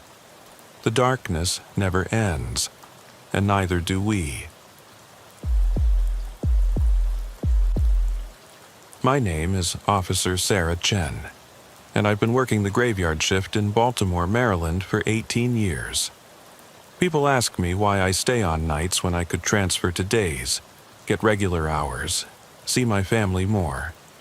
The truth is, I can't leave. Not because I don't want to, but because someone has to be out here when the city shows its real face. Someone has to answer the calls that come in between midnight and dawn, when desperation peaks and human nature strips down to its rawest form. Baltimore's graveyard shift isn't like other cities.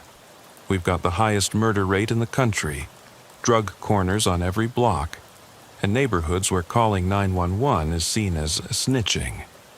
The uniform I wear makes me a target from the moment I clock in until the moment I clock out. But it also makes me the only thing standing between complete chaos and what passes for order in a city that's been bleeding for decades.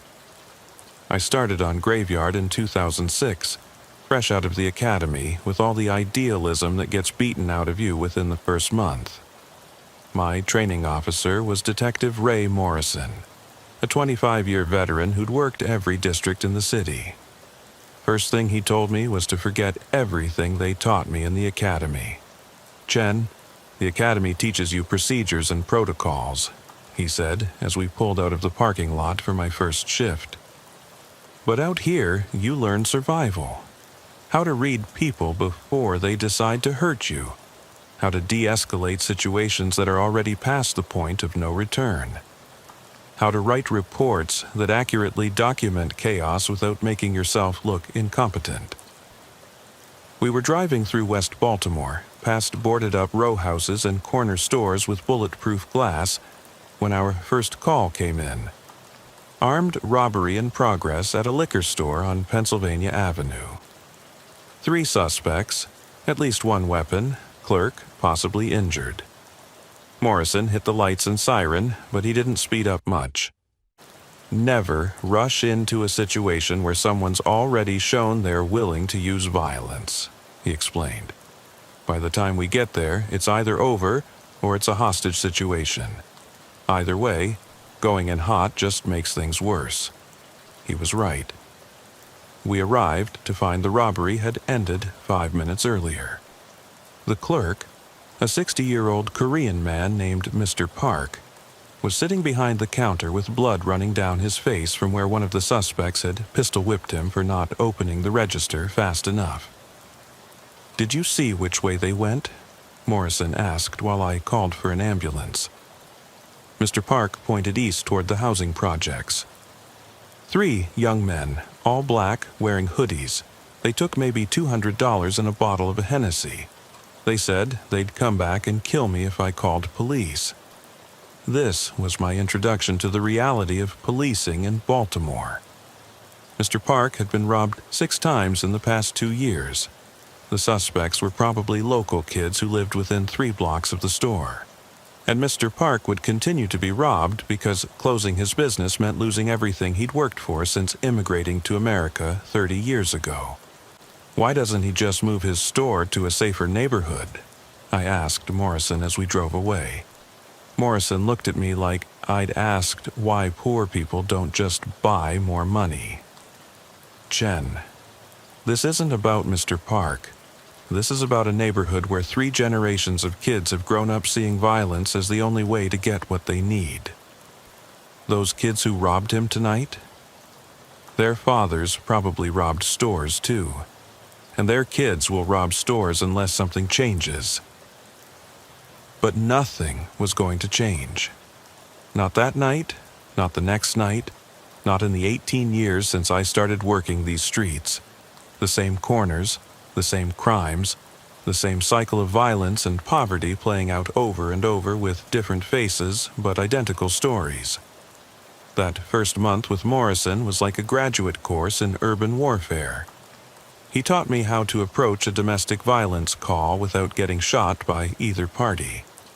How to search a suspected drug dealer without missing the weapon they've hidden in their waistband. How to interview witnesses who are terrified of retaliation if they cooperate with police. The most important thing to remember, Morrison said during one of our late-night conversations, is that we're not here to solve Baltimore's problems. We're here to manage them. Keep the violence from spreading, document the crimes, arrest people when we can prove they did something. But don't fool yourself into thinking we're making a real difference. It was a bitter lesson, but a necessary one. The graveyard shift in Baltimore taught you quickly that police work was mostly reactive. We showed up after people had already been hurt, money had already been stolen, drugs had already been sold. Our job was to write reports, take statements, and hope that somewhere in the system, someone was working on actually preventing these crimes instead of just responding to them. My first partner after Morrison was Officer Linda Washington, a 10-year veteran who'd grown up in East Baltimore and knew every player on every corner. Washington had a gift for reading people that went beyond training. She could spot trouble before it started, could tell which kids were carrying weapons just by how they walked. "You see that group on the corner?" she'd say, pointing to teenagers gathered around a streetlight. "The one in the red jacket is the lookout. The one with the backpack is holding the stash. And the one leaning against the car is the muscle. They're not just hanging out, they're working." Washington was usually right. We'd drive by the same corner an hour later and find evidence of drug transactions. Empty vials, small plastic bags, the kind of debris that marked active drug corners throughout the city. But actually catching them in the act required hours of surveillance that we didn't have time for, given the volume of calls we received each night. The radio never stopped crackling with new incidents. Shooting on North Avenue, domestic dispute on Frederick Road, armed robbery on Martin Luther King Boulevard, break-in on Madison Street. Each call was someone's worst night, but for us, it was just another entry in the log. I remember one night in particular, about 6 months into my partnership with Washington. We got called to a shooting on Edmondson Avenue, 1 victim down, shooter fled the scene. When we arrived, we found a 17-year-old kid named Marcus Williams bleeding out on the sidewalk in front of a carry-out restaurant. Marcus had been shot 3 times in the chest during what witnesses described as a drug deal gone wrong. He was conscious when we arrived, but barely. Washington called for an ambulance while I applied pressure to his wounds and tried to keep him talking. "Who did this to you, Marcus?" I asked. "Help us find who hurt you." Marcus looked at me with eyes that had already seen too much for 17 years. "Can't tell you nothing," he whispered. "Snitches don't live long in this neighborhood." He died before the ambulance arrived.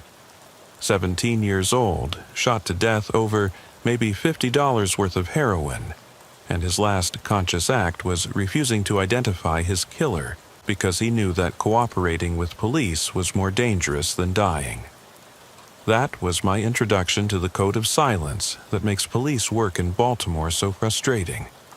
Even victims refuse to help us solve crimes against them because they know that retaliation is swift and brutal. The people who commit these crimes live in the same neighborhoods as their victims, shop at the same stores, know the same people. There's nowhere to hide from someone who wants revenge. Washington and I worked that corner for the rest of our shift, interviewing witnesses who'd suddenly gone blind and deaf when the shooting started. We canvassed every house, every business, every person who might have seen something useful.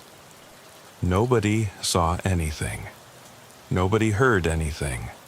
Nobody knew Marcus Williams, despite the fact that he'd lived in the neighborhood his entire life.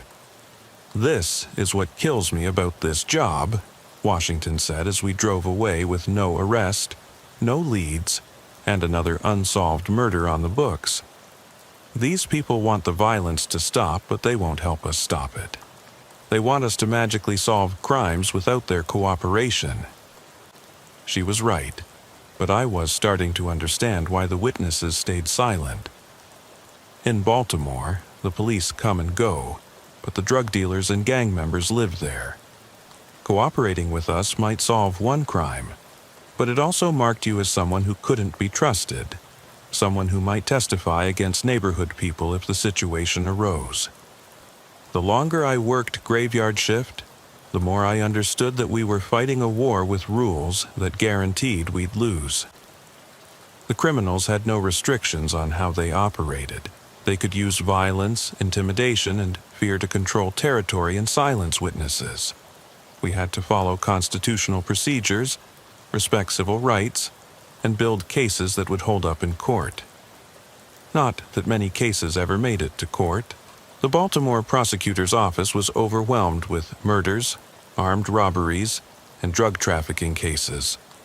Lesser crimes, assault, theft, property damage, were often pled down to misdemeanors or dropped entirely due to lack of resources.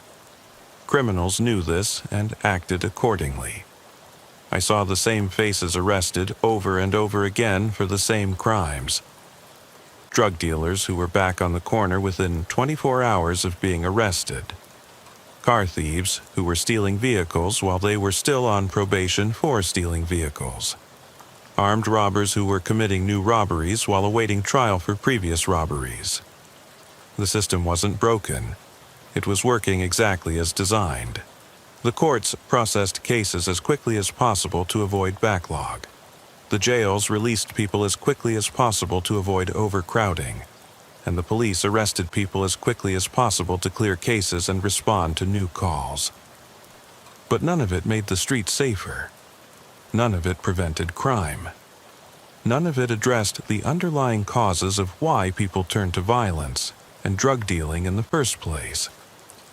Washington transferred to the robbery unit after 2 years of working with me. Her replacement was Officer James Parker, a young black man from West Baltimore who joined the force hoping to make a difference in his own community. Parker brought energy and optimism that reminded me of myself when I'd started on graveyard shift. "We can't arrest our way out of this," he said during one of our first shifts together. "But we can build relationships with people, show them that not all cops are the enemy. If we gain their trust, maybe they'll start cooperating with investigations." I admired Parker's idealism, but I'd seen too many officers burn out trying to save neighborhoods that didn't want to be saved. Baltimore's problems went deeper than law enforcement could reach. They were rooted in poverty, addiction, lack of educational opportunities, and generational trauma that couldn't be solved by better community policing. Parker learned this the hard way. We responded to a domestic violence call on his old block, apartment where he'd grown up before his family moved to the suburbs. The victim was a woman named Denise Johnson, who'd been beaten by her boyfriend during an argument over money. When Denise saw Parker, she recognized him immediately. "Little Jimmy Parker? Boy, I used to babysit you when you were knee-high to a grasshopper. What you doing wearing that uniform in this neighborhood?" Parker tried to convince Denise to press charges against her boyfriend, explaining that he could arrest the man and help her get a protective order. But Denise laughed bitterly. "Jimmy, you don't understand how this works," she said. "You arrest Dante tonight, he'll be out tomorrow. And tomorrow night, when you're patrolling some other neighborhood, he'll come back here and beat me twice as bad for calling the police. That uniform don't make you one of us anymore. It makes you one of them." Parker was devastated. He'd grown up 3 blocks from where we were standing, but putting on a police uniform had made him an outsider in his own community. The people he'd wanted to help saw him as a traitor, someone who'd chosen the system over the neighborhood. "How do you deal with it?" he asked me after we left Denise's apartment with no arrest and no charges filed. "How do you keep doing this job when it feels like you're not helping anyone?" I didn't have a good answer for him. The truth was that I stayed on graveyard shift because someone had to do it, not because I believed I was making a meaningful difference. Every night we responded to calls, wrote reports, and tried to bring some small measure of order to situations that were fundamentally chaotic. The calls kept coming, each one a reminder of how broken the city had become. Child abuse cases where kids were found living in conditions that would horrify most people. Drug overdoses where we'd revive someone with Narcan only to have them overdose again the next week. Gang shootings where the victims were younger each year. Kids who should have been worried about homework instead of territory disputes. One case that still haunts me happened during my 5th year on graveyard shift. We got called to a shooting on Fulton Avenue, multiple victims, possible fatalities. When we arrived, we found what looked like a war zone. 7 people had been shot during a dispute over drug territory, including 2 children who'd been playing on the sidewalk when the shooting started. Among the victims was a 9-year-old girl named Aaliyah Thompson, who'd been hit by a stray bullet while walking to the corner store to buy candy. The bullet had entered her back and lodged near her spine, paralyzing her from the waist down. She was conscious when the paramedics loaded her into the ambulance, asking if she'd ever be able to walk again. The shooting was retaliation for a murder that had happened 3 days earlier, which was itself retaliation for a robbery that had happened the week before that. The cycle of violence went back months, maybe years, with each incident spawning new incidents in an endless chain of revenge and counter-revenge. We arrested 4 people in connection with the shooting, but the case fell apart when witnesses refused to testify. The man who'd fired the shot that paralyzed Aaliyah was back on the street within 6 months, and the cycle continued. More shootings, more victims, more children caught in crossfire that had nothing to do with them. That case broke something in Parker. He'd joined the force thinking he could make a difference, but Aaliyah Thompson showed him the limits of what police work could accomplish. A 9-year-old girl was paralyzed for life because adults couldn't resolve their conflicts without guns, and there was nothing we could do to prevent it from happening again. Parker transferred to internal affairs after that case. He couldn't handle the street anymore, couldn't deal with the constant exposure to violence, and the knowledge that we were fighting a losing battle against problems that were bigger than law enforcement. My next partner was Officer Maria Rodriguez, a 15-year veteran who'd worked graveyard shift in 3 different districts. Rodriguez had developed the kind of cynical worldview that comes from seeing too much human suffering without being able to do anything meaningful about it. "Jen, you've been doing this long enough to know the truth," she said during one of our conversations. we're not crime fighters. We're social workers with guns. We respond to the same addresses over and over, arrest the same people over and over, write the same reports over and over. Nothing changes except the names and dates. Rodriguez was right, but her attitude bothered me. I understood the cynicism. I felt it myself. But I worried about what happened when police officers stopped caring about the people they were supposed to serve. When every call became just another entry in the log. When every victim became just another statistic. I'd seen it happen to other officers. They'd start treating civilians like the enemy, assuming everyone was lying, using excessive force because they'd lost faith in the legal system's ability to deliver justice. The graveyard shift broke people in different ways, and some of those ways made them dangerous. Rodriguez and I worked together for 3 years, responding to hundreds of calls, making hundreds of arrests, writing thousands of reports. We saw drug dealers shot by rival dealers, who were then shot by the friends of the original victims. We saw domestic violence cases where women were beaten so regularly that they knew exactly which hospitals had the shortest wait times for treating injuries. We responded to child abuse cases where parents were using their own children as collateral in drug deals. We investigated robberies where seniors on fixed incomes were targeted because they were known to cash Social Security checks on specific days. We processed crime scenes where gang members had been executed for showing disrespect to rivals or for failing to follow orders from higher-ranking members.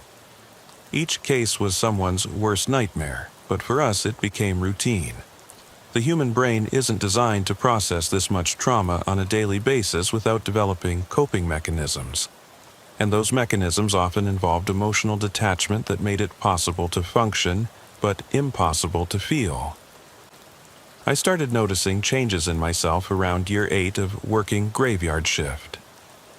I'd become suspicious of everyone, assuming that people were lying until proven otherwise. I'd lost the ability to feel shocked by violence, treating murder scenes like paperwork exercises rather than human tragedies. I'd developed the 1,000-yard stare that marked veteran officers who'd seen too much for too long. The breaking point came during my 10th year on graveyard shift. We responded to a call about the shots fired in a residential neighborhood, possible domestic situation. When we arrived, we found a man named David Mitchell sitting on his front porch with a shotgun across his lap and his wife's body lying in the doorway behind him. Mitchell had discovered that his wife was having an affair with his brother. Instead of filing for divorce or seeking counseling, he'd decided to kill them both and then wait for police to arrive so they could kill him too. His brother's body was in the kitchen, and Mitchell was calmly waiting for us to give him an excuse to raise that shotgun. "I did what I had to do," Mitchell told us. "Ain't no man gonna disrespect me in my own house and live to talk about it. Y'all gonna have to kill me, because I ain't going to prison for defending my honor." Rodriguez and I spent 45 minutes trying to talk Mitchell into putting down the weapon.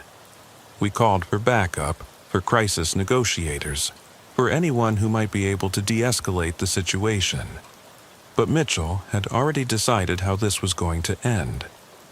When he finally raised the shotgun, Rodriguez and I had no choice but to shoot him. 3 rounds each, center mass, and David Mitchell died on his front porch, surrounded by the bodies of the 2 people he'd killed for betraying him. The shooting was ruled justified, but it destroyed what was left of my faith in human nature. David Mitchell wasn't a criminal or a gang member or a drug dealer. He was a working man with a job and a mortgage who decided that murder was the appropriate response to marital problems. That's when I realized that the graveyard shift hadn't just shown me the worst of Baltimore. It had shown me the worst of humanity. The capacity for violence that exists in ordinary people when they're pushed beyond their breaking point. The willingness to destroy other lives to protect pride, territory, or twisted concepts of respect. Rodriguez took early retirement after the Mitchell shooting. She'd reached her limit, couldn't handle the weight of taking another life, even when it was necessary to protect innocent people. I stayed on graveyard shift because I didn't know how to do anything else, but something fundamental had changed in me. I stopped trying to save people who didn't want to be saved. Stopped believing that police work could address the root causes of crime. Stopped expecting justice from a system that was designed to process cases rather than solve problems. I became exactly what Rodriguez had warned me about.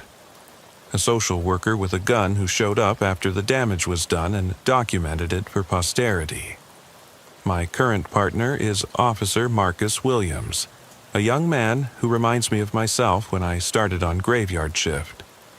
He's idealistic, energetic, convinced that he can make a difference in neighborhoods that have been written off by the rest of society. I try to prepare him for the reality of police work without crushing his spirit entirely. Williams, the most important thing to remember is that we can't save everyone, I tell him regularly. Some people are going to make bad choices no matter what we do. Some situations are going to end badly no matter how well we handle them. Our job is to respond professionally, follow procedures, and go home safe at the end of our shift. Williams doesn't like hearing that, but he's starting to understand what I mean. Last week, we responded to a domestic violence call where a woman named Patricia Holmes had been stabbed by her ex-boyfriend during an argument over child support. Holmes survived, but she refused to press charges because she was afraid of what her ex-boyfriend might do to their children if he went to prison. "Why won't she let us help her?" Williams asked after we left the hospital where Holmes was being treated for her injuries. "Because she knows that our help is temporary," I explained. "We can arrest him tonight, but he'll be out on bail tomorrow. We can get her a protective order, but it's just a piece of paper if he decides to violate it. She's trying to survive in a situation where there are no good options." That's the reality of police work on the graveyard shift in Baltimore. We respond to crises that are symptoms of larger problems: poverty, addiction, lack of educational opportunities, generational trauma, that we're not equipped to solve. We arrest people who commit crimes, but we can't address the reasons why they commit those crimes in the first place. The city has tried various approaches over the years. Community policing initiatives designed to build trust between officers and residents. Drug treatment programs meant to address addiction rather than just punishing drug users. Job training programs intended to provide alternatives to criminal activity. Some of these programs have had limited success, but they're overwhelmed by the scope of the problems they're trying to address. Baltimore has been bleeding for decades, and it's going to take decades of sustained effort to stop the bleeding, much less heal the wounds. Meanwhile, the graveyard shift continues. Every night, officers respond to calls that represent someone's worst moment. Domestic violence situations where love has turned to hatred. Drug corners where addiction has destroyed entire families. Gang conflicts where children are taught to solve problems with guns instead of words. I've been doing this for 18 years, and I've seen 3 generations of the same families cycling through the criminal justice system. Grandfathers who went to prison for drug dealing. Fathers who went to prison for drug dealing. Sons who are following the same path. The cycle continues because nothing fundamental has changed in the neighborhoods where these families live. The most depressing part of working graveyard shift is the realization that we're not preventing crime. We're managing it. We respond to murders, but we don't prevent murders. We arrest drug dealers, but new dealers take their places within hours. We investigate robberies, but we don't address the desperation that drives people to rob others. Some nights, I wonder what would happen if every police officer in Baltimore just stopped showing up for work. Would the crime rate increase dramatically, or would people find other ways to resolve their conflicts? Would the drug trade become more violent, or would it simply become more visible? I think the answer is that things would probably get worse in the short term, but not as much worse as people might expect. Most of the crime we respond to is people hurting other people they know. Domestic violence, neighborhood disputes, drug deals gone wrong. These crimes happen regardless of police presence because they're driven by emotions, desperation, and broken relationships that exist independently of law enforcement. The graveyard shift has taught me that police officers are like emergency room doctors. We treat the symptoms, but we don't cure the disease. We stop the bleeding, but we don't address the underlying conditions that caused the injuries in the first place. That's not to say the work isn't important. People need someone to respond when they call 911. Victims deserve to have their cases investigated. Criminals need to face consequences for their actions. But pretending that police work solves crime is like pretending that emergency rooms prevent illness. Williams is starting to understand this reality, though he's fighting against it. Last month, we arrested a 15-year-old kid named Anthony Davis for armed robbery. Davis had dropped out of school to help support his family after his father was imprisoned for drug dealing. He was robbing people to pay rent and buy food for his younger siblings. "This kid isn't a criminal," Williams said, after we'd processed Davis and turned him over to juvenile authorities. "He's trying to take care of his family. The system failed him long before he picked up that gun." Williams was right, but Anthony Davis still had to be arrested because he'd committed armed robbery. The fact that he had understandable reasons for committing the crime didn't change the fact that he'd terrorized innocent people and taken their money at gunpoint. That's the moral complexity of police work that drives some officers to drink and others to early retirement. We arrest people who are often victims themselves, victims of poverty, addiction, abuse, neglect. But they're also perpetrators who have hurt other people, and our job is to enforce the law regardless of the underlying circumstances. The graveyard shift strips away the illusions that make normal life bearable. The belief that people are basically good. The faith that hard work leads to success. The assumption that the system works if you follow the rules. Working nights in Baltimore shows you that none of these things are necessarily true. Some people are good, but some people are capable of incredible cruelty. Hard work doesn't always lead to success if you're born into circumstances that make success nearly impossible.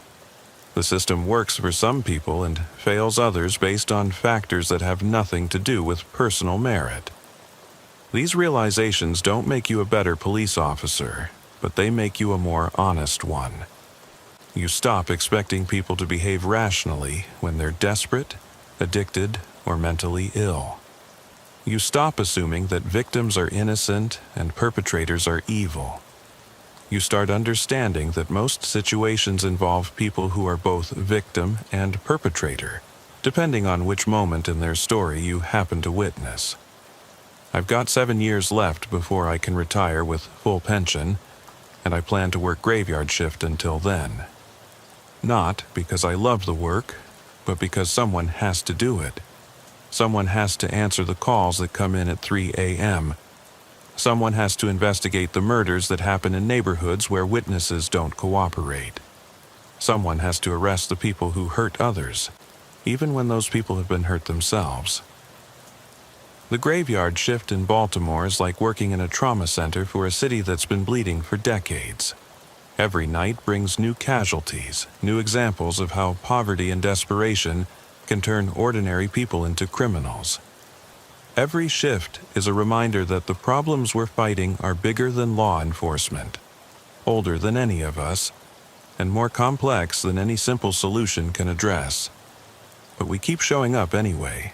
We keep responding to calls, investigating crimes, arresting suspects. Not because we think we're going to save Baltimore, but because the alternative, giving up entirely, is worse than fighting a battle we know we can't win. That's what the graveyard shift teaches you, that sometimes doing your job isn't about winning or losing, succeeding or failing.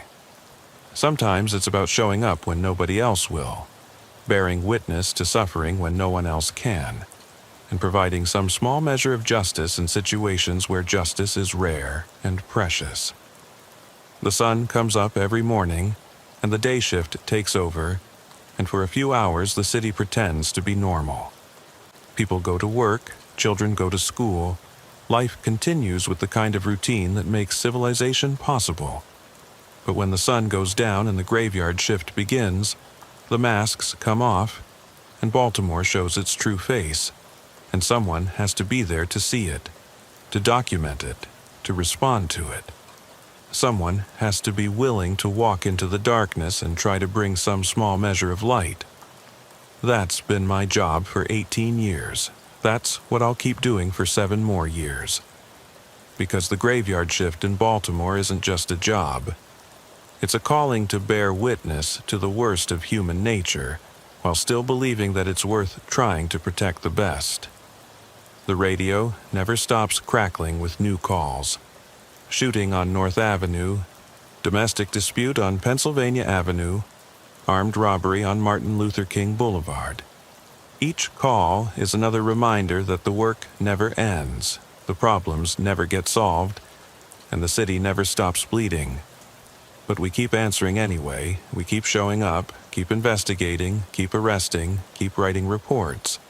Because someone has to do it, and it might as well be us. The graveyard shift continues, and so do we. 23 years I've been working the graveyard shift in Detroit, Michigan, and I can tell you that the city shows you its true face between midnight and 6 a.m.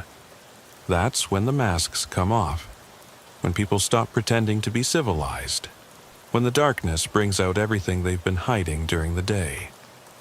My name is Officer Marcus Johnson, badge number 4127, and I've seen enough on these streets to fill 100 police reports that nobody wants to read.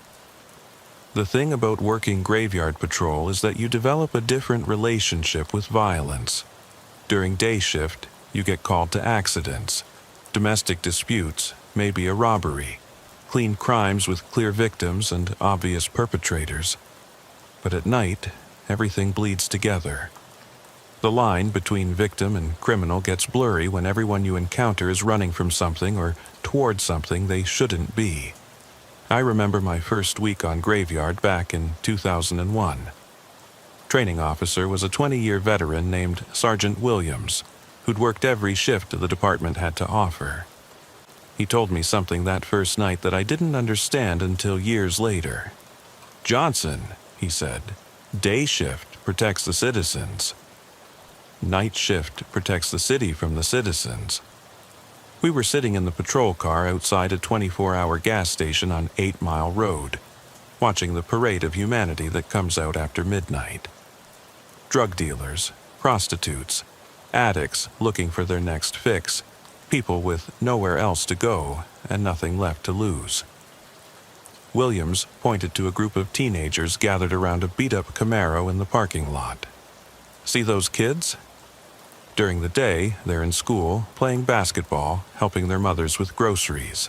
But right now, at 2:30 in the morning, they're carrying guns and selling crack. Same kids, different reality. That's what the graveyard shift teaches you. People are different in the dark." He was right. I've arrested honor students for armed robbery, Sunday school teachers for prostitution, Little League coaches for running drug operations. The darkness changes people, or maybe it just reveals who they really are when they think nobody's watching. My first real taste of what the graveyard shift could be came 3 weeks into the job.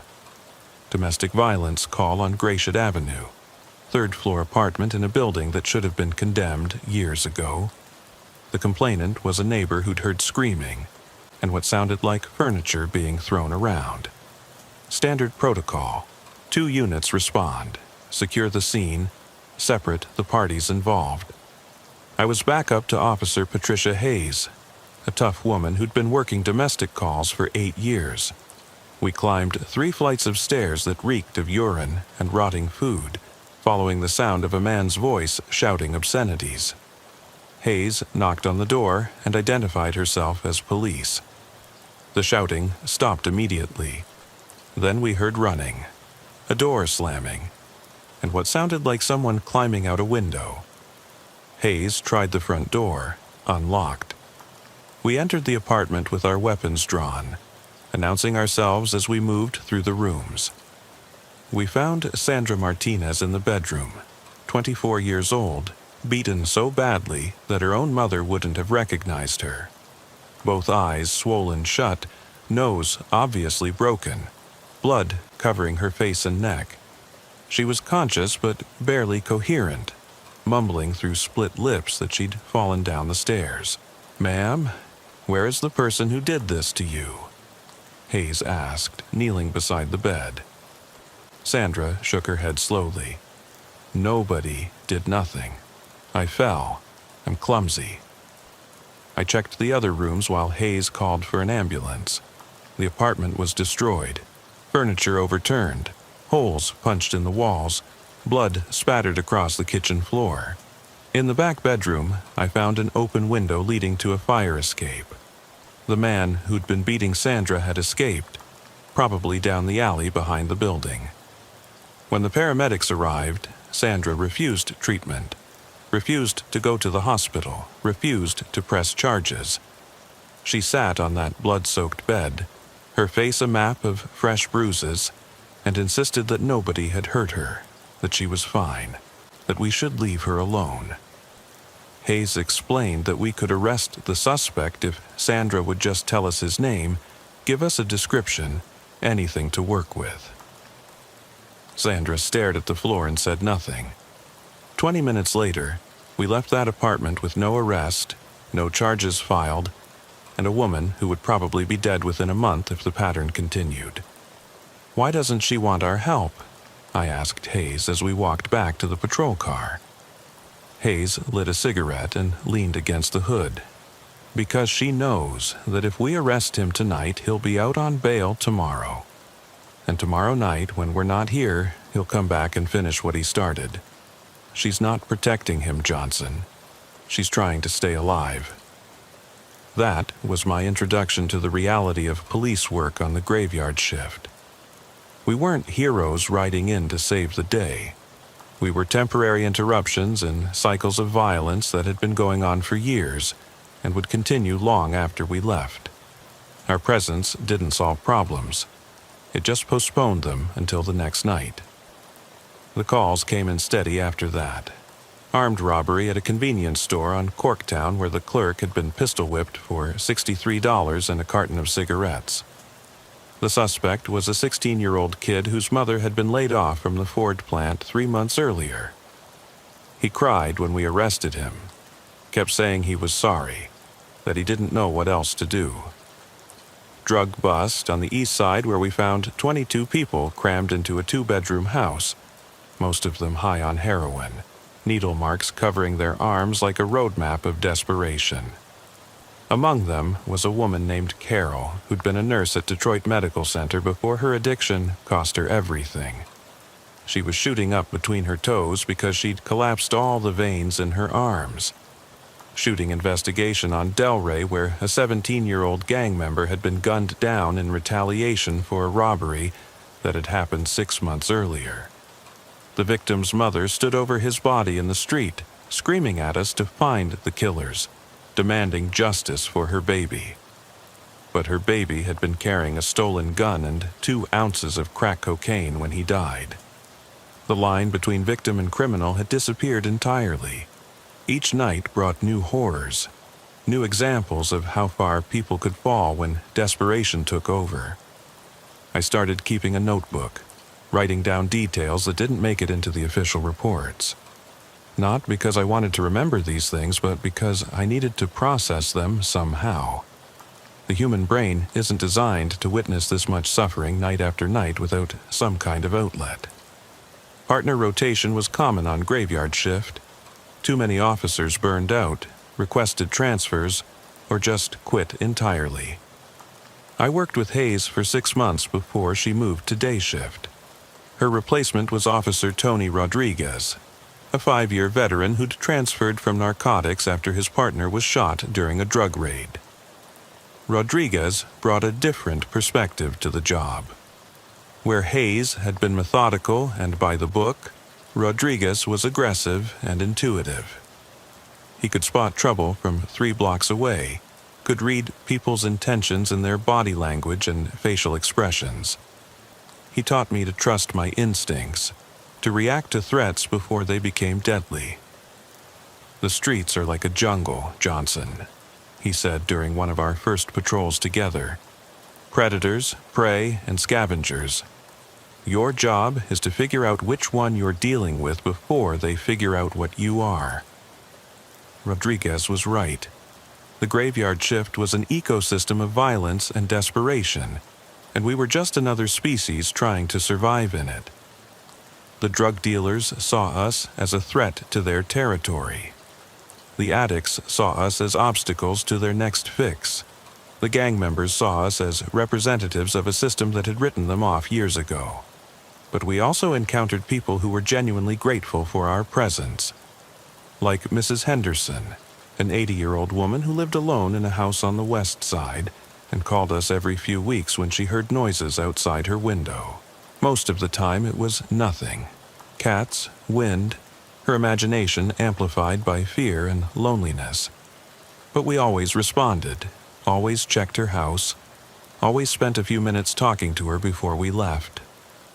"You boys are the only ones who care if I live or die," she told us one night after we'd checked her basement for intruders that didn't exist.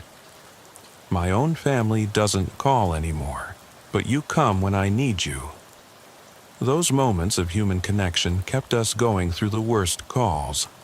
They reminded us that not everyone we encountered was a threat, that some people still believed in the idea that police officers were there to help. The worst call I ever responded to came on a Tuesday night in January, 3 years into my graveyard shift career. Child abuse investigation on the South Side. Apartment complex that housed mostly single mothers and their children. The complainant was a teacher who'd noticed bruises on a 6-year-old boy named Michael during class. Rodriguez and I arrived at the apartment at 11:47 p.m. The mother, Angela Simpson, answered the door wearing a bathrobe and the kind of defensive expression that immediately put us on alert. She insisted that Michael was sleeping, that he was fine, that the teacher was overreacting to normal childhood accidents. "Ma'am, we need to see the child," Rodriguez explained. "This is a welfare check. We're required to visually confirm that he's safe and unharmed." Angela led us to a small bedroom, where Michael was curled up on a mattress on the floor. Even in the dim light, I could see the bruises covering his arms and back. Fresh ones, old ones, bruises in various stages of healing that painted a timeline of abuse stretching back months. Rodriguez called for Child Protective Services while I documented the injuries with photographs. Michael woke up during the process, looked at my uniform, and immediately started crying. Not the normal fear of strangers that kids his age often show around police. This was something deeper. Terror that came from learning early that adults were dangerous. "Please, don't hurt my mommy," Michael whispered. "She said if I told anyone, bad men would come and take her away." Angela Simpson was arrested that night for child abuse. Michael was placed in emergency foster care. The investigation revealed that Angela's boyfriend, Marcus Wright, had been using the boy as a punching bag whenever he got drunk or high. Wright had 3 prior convictions for domestic violence and was already wanted on an outstanding warrant for assault. But the worst part wasn't the abuse itself. It was the system that had failed to protect Michael before it got this bad. The school had reported suspicious injuries twice in the past 6 months. Social workers had conducted home visits and found nothing suspicious. Neighbors had called in noise complaints about screaming and fighting, but no one had followed up on the welfare of the child involved. We arrested Wright 2 days later during a traffic stop. He showed no remorse, claimed that Michael was a difficult child who needed discipline, insisted that what happened in his home was nobody else's business. During processing, we discovered that he'd been abusing children for years, moving from family to family, finding vulnerable single mothers who were too desperate or afraid to protect their children from him. That case changed something in me. The constant exposure to violence and cruelty was starting to affect my ability to see good in people. I found myself becoming suspicious of everyone. Neighbors who called in complaints, family members who claimed they were worried about each other, even victims who seemed too eager to help with investigations. Rodriguez noticed the change first. "You're getting burned out, partner," he said one night after we'd responded to our third domestic violence call of the shift. "I can see it in your eyes. You're starting to assume everyone's lying." He was right. The graveyard shift was wearing away at my faith in human nature, one brutal call at a time. I'd started approaching every situation expecting the worst, looking for signs of deception and violence in every interaction. It was a necessary survival skill for police work, but it was poisoning my ability to connect with people outside of work. The department offered counseling services for officers dealing with job-related stress, but most of us were too proud or too afraid to use them. Seeking help was seen as a sign of weakness, an admission that you couldn't handle the job. So we dealt with the trauma in other ways: drinking, isolation, dark humor that helped us process the things we couldn't talk about with civilians. Rodriguez had his own coping mechanisms. He collected vintage motorcycles, spent his days off restoring engines and rebuilding transmissions. The mechanical precision of the work helped him process the chaos of the streets. For me, it was boxing. I spent hours at the gym, taking out my frustration on heavy bags and speed bags, using physical exhaustion to quiet the memories that played on repeat in my head. But even with outlets for stress, the job continued to take its toll. I started having nightmares about the calls we'd responded to. Michael Simpson's terrified face would wake me up in the middle of the day. Sandra Martinez's beaten features would appear in my dreams, asking why we hadn't saved her. The 16-year-old armed robber would cry and apologize over and over until I jolted awake in a cold sweat. The worst part was the feeling of helplessness. Every night we responded to crisis after crisis, but we never solved anything. We arrested people who were released the next day. We took reports on crimes that would never be prosecuted. We tried to help people who didn't want our help, or couldn't accept it even when they did. "We're not really police officers," Rodriguez said one night as we sat in the patrol car watching drug dealers conduct business in a parking lot we'd raided 3 times that month. "We're grief counselors with guns. We show up after the damage is done and try to clean up the mess." He was more right than I wanted to admit. The graveyard shift had taught me that law enforcement was mostly reactive. We didn't prevent crimes, we documented them. We didn't solve problems, we managed them. We didn't make communities safer. We just moved the danger around from one block to another. The breaking point came during my 4th year on graveyard shift. Multiple shooting on the east side, gang retaliation that left 3 teenagers dead and 2 more in critical condition. The scene was chaos, blood everywhere, shell casings scattered across the sidewalk, witnesses who'd suddenly gone blind and deaf when we started asking questions. Among the victims was a 14-year-old girl named Keisha Washington, who'd been walking home from her job at a fast food restaurant when the shooting started. She wasn't involved in gang activity, wasn't a target, just wrong place at the wrong time. A bullet meant for someone else had torn through her chest and punctured her lung. I rode with Keisha in the ambulance to Detroit Medical Center, holding pressure on her wound while the paramedics worked to keep her stable. She kept asking if she was going to die, kept saying she was supposed to help her little brother with his homework that night. Her blood soaked through my uniform shirt as I told her everything was going to be okay, knowing it probably wasn't. Keisha died on the operating table at 4:23 a.m. The surgeons worked on her for 2 hours, but the damage was too extensive. She was 14 years old, an honor student, never been in trouble with the law. She died because 2 groups of teenagers decided to settle their differences with guns in the middle of a residential neighborhood. I sat in the hospital waiting room until the end of my shift, staring at Keisha's blood under my fingernails, trying to make sense of what had happened.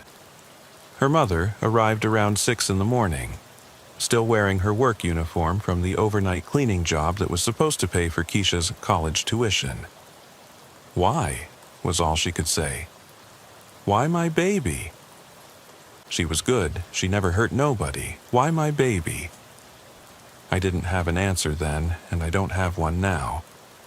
Keisha Washington died because violence had become so normalized in certain parts of Detroit that teenagers carried guns like previous generations had carried pocket knives. She died because poverty and desperation had created an environment where human life had less value than reputation or territory. After Keisha's funeral, I requested a transfer to day shift. I'd reached my limit with the graveyard shift, with the constant exposure to humanity at its worst. I needed to work cases where good guys and bad guys were clearly defined, where victims were actually victims and criminals were obviously criminals. Captain Morrison approved the transfer, but not before calling me into his office for a conversation I'll never forget. "Johnson, you've been a good officer on graveyard shift," he said, "but I can see what it's done to you. You've got that look in your eyes that tells me you've seen too much. The department has resources available if you need to talk to someone." I told him I was fine, that I just wanted a change of pace. But Morrison had been around long enough to recognize the signs of an officer who was starting to break down. "The graveyard shift changes people," he said. "It shows you sides of human nature that most people never see. Some officers handle it better than others. There's no shame in admitting that you need a break from it." He was right, of course. The graveyard shift had changed me in ways I was only beginning to understand. I'd lost my faith in the idea that people were basically good, that civilization was anything more than a thin veneer covering the brutality that lurked beneath the surface. Day shift was different. Traffic violations, shoplifting arrests, accident investigations, crimes with clear motives and obvious solutions. I missed the adrenaline rush of graveyard patrol, but I appreciated the predictability of working when normal people were awake and functioning. But even on day shift, I carried the memories of those 4 years working nights. The faces of victims who couldn't be saved, criminals who couldn't be reformed, children who'd been failed by every adult who was supposed to protect them. Those memories followed me everywhere, coloring my interactions with civilians who had no idea what police officers really dealt with on a daily basis. Rodriguez stayed on graveyard shift for 2 more years before transferring to robbery investigation. We still talk occasionally, usually over beer at a cop bar near the precinct. Neither of us talks much about the things we saw during those years working together. Some experiences are too heavy to share, even with someone who lived through them with you. The graveyard shift is still out there, still chewing up idealistic young officers and spitting out cynical veterans who've seen too much too fast. New recruits still get assigned to work nights, still learn the hard way that the world is more dangerous and more broken than they ever imagined. I sometimes wonder what happened to the people we encountered during those years. Did Sandra Martinez ever leave her abusive boyfriend? Did Michael Simpson recover from the trauma of his early childhood? Did the teenage drug dealers we arrested ever find legitimate ways to make money? Probably not.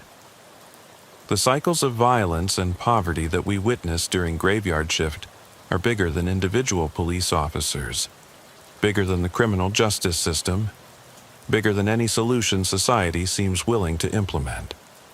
We were treating symptoms while the disease continued to spread. That's the real tragedy of police work on the graveyard shift. You see the problems clearly, but you're powerless to fix them. You respond to the same addresses night after night, arrest the same people over and over, take reports on crimes that could have been prevented if anyone cared enough to address the root causes. The graveyard shift taught me that law enforcement is a band-aid on a severed artery. We can slow the bleeding, but we can't heal the underlying wounds that cause people to hurt each other. We can arrest the drug dealers, but we can't eliminate the demand for drugs. We can respond to domestic violence calls, but we can't change the cultural attitudes that make some people think violence is an acceptable way to resolve conflicts. I've been working day shift for 3 years now, and I still think about those nights in Detroit. The weight of witnessing so much human suffering, the frustration of being unable to make a real difference, the slow erosion of faith in humanity that comes from seeing people at their absolute worst on a nightly basis. Some nights, when I'm lying in bed trying to fall asleep, I can still hear Keisha Washington asking if she's going to die. I can still see Michael Simpson's bruised arms and terrified eyes. I can still smell the blood and desperation that permeated every call we responded to during graveyard shift.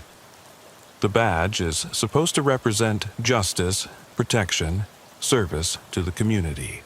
But working graveyard shift taught me that sometimes the badge is just a target that identifies you as someone who shows up after everything has already gone wrong. Someone who documents the damage but can't prevent it from happening again tomorrow night. That's the burden of the graveyard shift. You become a witness to the worst of human nature, night after night, until it becomes normal. Until violence stops shocking you. Until death becomes routine. Until you start measuring success not by the people you save, but by the people you don't lose.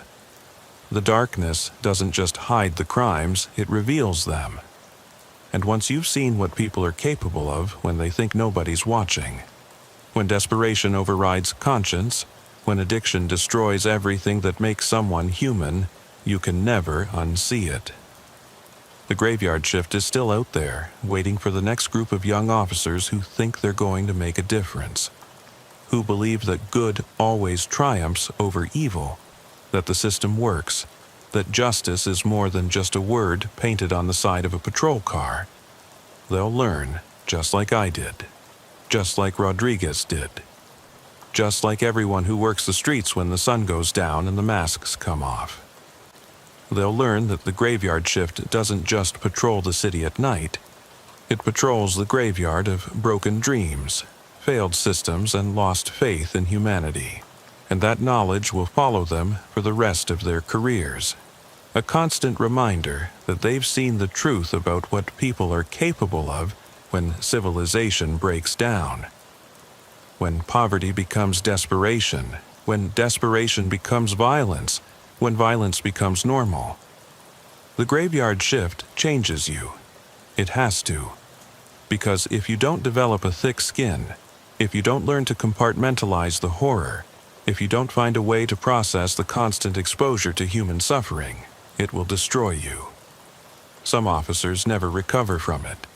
They burn out, develop PTSD, turn to alcohol or drugs to numb the memories. They become violent themselves, or they quit law enforcement entirely and spend the rest of their lives trying to forget what they saw during those midnight tours of hell. I was lucky. I got out before it destroyed me completely. But the scars are still there. The memories still surface when I least expect them. And I still wake up some nights thinking I'm back in that patrol car, responding to another call, witnessing another tragedy that could have been prevented if anyone had cared enough to try. The graveyard shift taught me that police work isn't about catching bad guys. It's about managing the consequences of a society that has failed its most vulnerable members. We're the cleanup crew for problems that nobody else wants to acknowledge, let alone solve. And that's a burden that follows you long after you turn in your badge and gun. Because once you've seen what I've seen, once you understand how thin the line is between civilization and chaos, you can never go back to believing that the world is a safe place where good people are protected and bad people are punished. The graveyard shift is still out there, still waiting, still chewing up idealistic young officers and spitting out cynical veterans who carry the weight of too much knowledge about human nature. And somewhere in Detroit tonight, a new officer's responding to his first child abuse call, or his first gang shooting, or his first domestic violence incident where the victim refuses to press charges. He's about to learn what the graveyard shift really teaches, that sometimes being a police officer means being powerless to prevent the very crimes you're sworn to fight against. That's the real horror of the graveyard shift. Not the violence, not the death, not the drugs or gangs or desperation. The real horror is the slow realization that you can't save everyone, that you can't fix everything, that sometimes the best you can do is document the damage and hope that somebody, somewhere, is working on solutions to problems that seem too big and too complicated for individual officers to solve. The graveyard shift is a mirror that reflects the darkest aspects of human nature. And once you've looked into that mirror, once you've seen what's really there, you can never unsee it. You can transfer to day shift, you can change careers, you can move to a different city. But the knowledge follows you, the memories stay with you, and the weight of what you've witnessed becomes part of who you are. That's what 23 years of law enforcement taught me. That some truths are too heavy for any one person to carry, but somebody has to carry them anyway. Somebody has to be the witness, the documenter, the one who shows up when everything has gone wrong and tries to make sense of the chaos. The graveyard shift made me that person, and I'm still trying to figure out whether that's a blessing or a curse. I can still feel the hum of my cruiser's engine in my bones, even now, thinking back on that night. It was just past 2 a.m. on a drizzly October evening, and I was cruising the back roads of Cedar Falls County, Arkansas. My attention split between the dull glow of the dashboard and the soft static of the radio.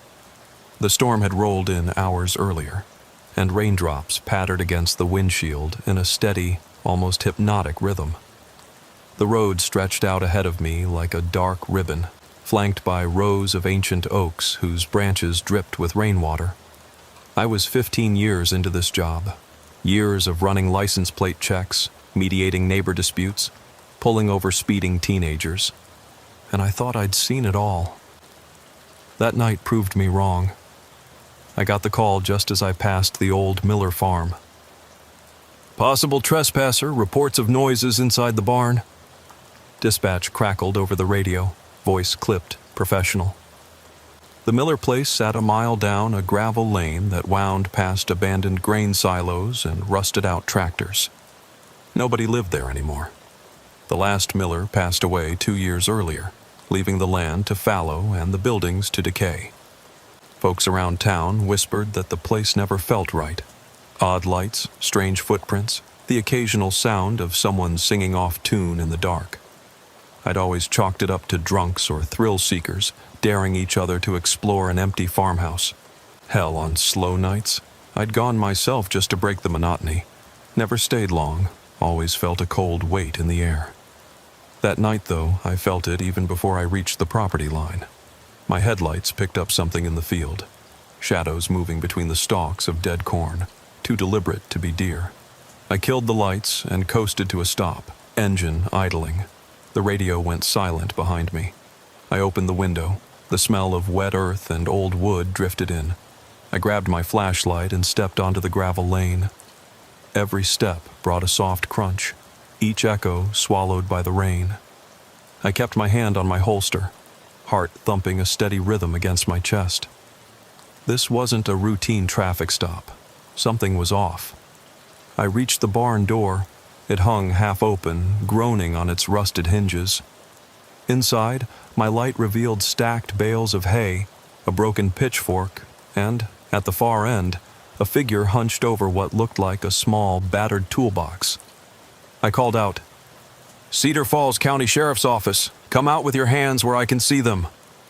No response, just the drip, drip, drip of water from the roof onto the dusty floorboards. I took a cautious step inside. My boots kicked up dust that danced in the flashlight beam. I could make out traces of footprints in the damp earth, work boots, size 10 or 11, heading deeper into the darkness. I followed them toward the stall at the back. The nailed-shut wooden door had been pried open. One hinge hung by a screw. I swallowed, tasted the acrid tang of adrenaline. I radioed dispatch quietly. "Unit 4 to dispatch. Trespasser confirmed. Barn at Miller Farm. Advise backup." No answer. Static. I sighed, thumbed the mic again. Nothing. My eyes scanned the shadows. The stall door creaked shut behind me.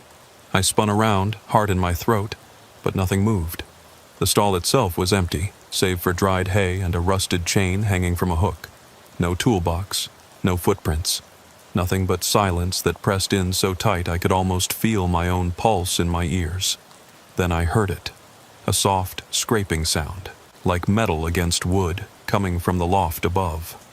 My flashlight beam tracked upward. There was a hatch, slightly ajar, and a faint shaft of light slicing through the darkness. The rain had let up, but the wind had picked up, sending drafts through the barn that made the flap of tarp and the loose planks rattle. I climbed the ladder slowly, each rung clanging beneath my weight.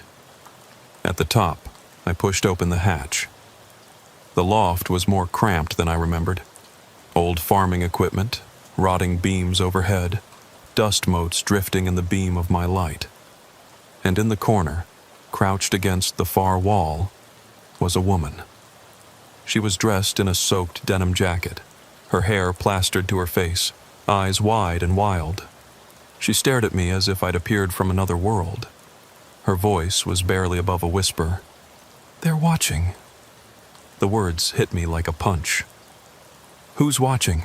I asked, but before she could answer, the hatch slammed shut behind me. My flashlight flickered, and when it came back on, she was gone. The loft was empty. Only the pale beam of my light, the dark corners, and that whisper still echoing in the air. I pounded on the hatch, shouting her name, heart racing so hard I thought my ribs might crack. No response. So I climbed back down, mind racing. My flashlight beam danced over claw marks etched into the wood near the top of the ladder, deep gouges that hadn't been there moments before. My pulse slammed in my ears as I tried to rationalize. An animal? A prank? But the marks were too precise, deliberate, like someone had taken a blade and carved them into the wood. And that single phrase, "they're watching," hung between the shadows. I called for backup again, voice tight. Finally, dispatch crackled back. "Unit 4, do you copy?" Relief washed over me. I briefed them quickly, but every word felt inadequate. When my backup arrived, we swept every building, field, and tree line. No sign of her. No toolbox, no footprints beyond those original ones leading into the barn, and no sign of how she'd escaped. We scoured the property until dawn, but found nothing. No cameras, no equipment, no explanation. Just the faint echo of her whisper and those gouges in the loft, still fresh and red in the dim light. I filed my report, head pounding, convinced I'd missed something. Weeks later, I went back at first light, alone. The barn sat silent, skeletal against the pale sky. I walked inside, flashlight in hand. The hatch was closed, hinges intact. No claw marks, no footprints. The barn looked abandoned, empty, harmless. But I knew what I'd seen. I knew what I'd heard. And I knew something, or someone, had been there in the dark with me, watching. I pressed my back against the wall, flashlight sweeping the rafters. I closed my eyes and listened. The rain had returned. a soft tapping on the metal roof. But under it, I thought I heard a voice so faint I almost mistook it for the wind. "Help me," it said. And for a moment, every hair on my arms stood on end, because I was the only one there. I could feel eyes on me from every shadowed corner, waiting. I didn't sleep that night.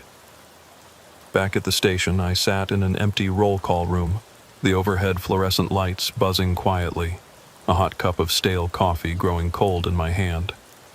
My uniform still damp from the rain, I stared at the barn's floor plan I'd sketched in my notebook, the ladder, the loft hatch, the stall door. Every line felt too neat, too clinical for what I'd experienced. Logic told me it was a prank, some kid with a headset, sound effects, and a handful of nails to gouge marks into the wood. But my gut told me otherwise. I replayed the moment I saw her face, that wild, haunted look in her eyes. Her plea, "They're watching," echoed in my skull over and over. I felt the weight of it like a hand on my shoulder, cold and unrelenting. I asked dispatch if any missing person reports backed up a young woman matching that description, but the answer was always the same: negative. No runaways, no Amber Alerts, no transient sightings that fit. And if she wasn't on the books, who was she? By dawn, I'd driven the gravel lane a dozen times, flashlight in one hand, coffee in the other, searching under every corn husk and behind every tractor tire. The wind had picked up, rattling the barn doors, and I half expected to see her dart across the road, slipping into the nearest thicket. But there was nothing, just the swaying stalks and empty fields. When sunlight finally broke through low clouds, I called in for a formal search. K9 units, ATVs, thermal scans, every tool we had. But the barn remained silent. The marks in the loft had vanished. Any trace of the toolbox was gone. It was as though my mind had conjured the entire thing. I felt a knot in my throat every time someone asked the obvious question. "You sure you weren't imagining it, Ortega?" I clenched my jaw and nodded, but inside I burned with frustration, fear I might be losing it. I drove home in a rash of nerves, headlights carving a path through fog that settled low over the fields. My cruiser's defroster did little to clear the chill. The radio lay mute in my lap. No static, just blank silence. I tried to focus on the road, on the yellow lines, on the familiar grove of pines marking the turnoff to my street. But my mind kept drifting back to the loft hatch, the doll I'd never found, and that rasping voice. When I finally pulled into my driveway, the digital clock on the dash read 7:14 a.m. I should have been exhausted, but the adrenaline still crackled beneath my skin. At home, my wife, Lisa, greeted me bleary-eyed, clutching our toddler son, Ben. She noticed my eyes first, bloodshot, hollow. "Rough night?" she asked, gently. I forced a smile and nodded, kissing her forehead. I told her there was a burglary call, late shift, that everything was fine now. She squeezed my arm, worry in her gaze, but I brushed it off. I had to. For her, for Ben. I showered, changed, and tried to drop the case. But by midday, I was back at my desk, mapping out every call I'd ever responded to on similar rural properties. Trespassers, squatters, break-ins, always a tidy explanation. Never this sense of being watched from all sides. I reviewed the barn's history. Built in 1924, abandoned since the late 70s. No records of violence, no unexplained disappearances, just farmland, passed down until it became too costly to maintain. Those who knew the Millers spoke of them fondly, remembered old Mr. Miller's pipe tobacco and Mrs. Miller's prize-winning dahlias. Nothing sinister, but something in that barn had felt sinister. I spent the afternoon speaking to locals.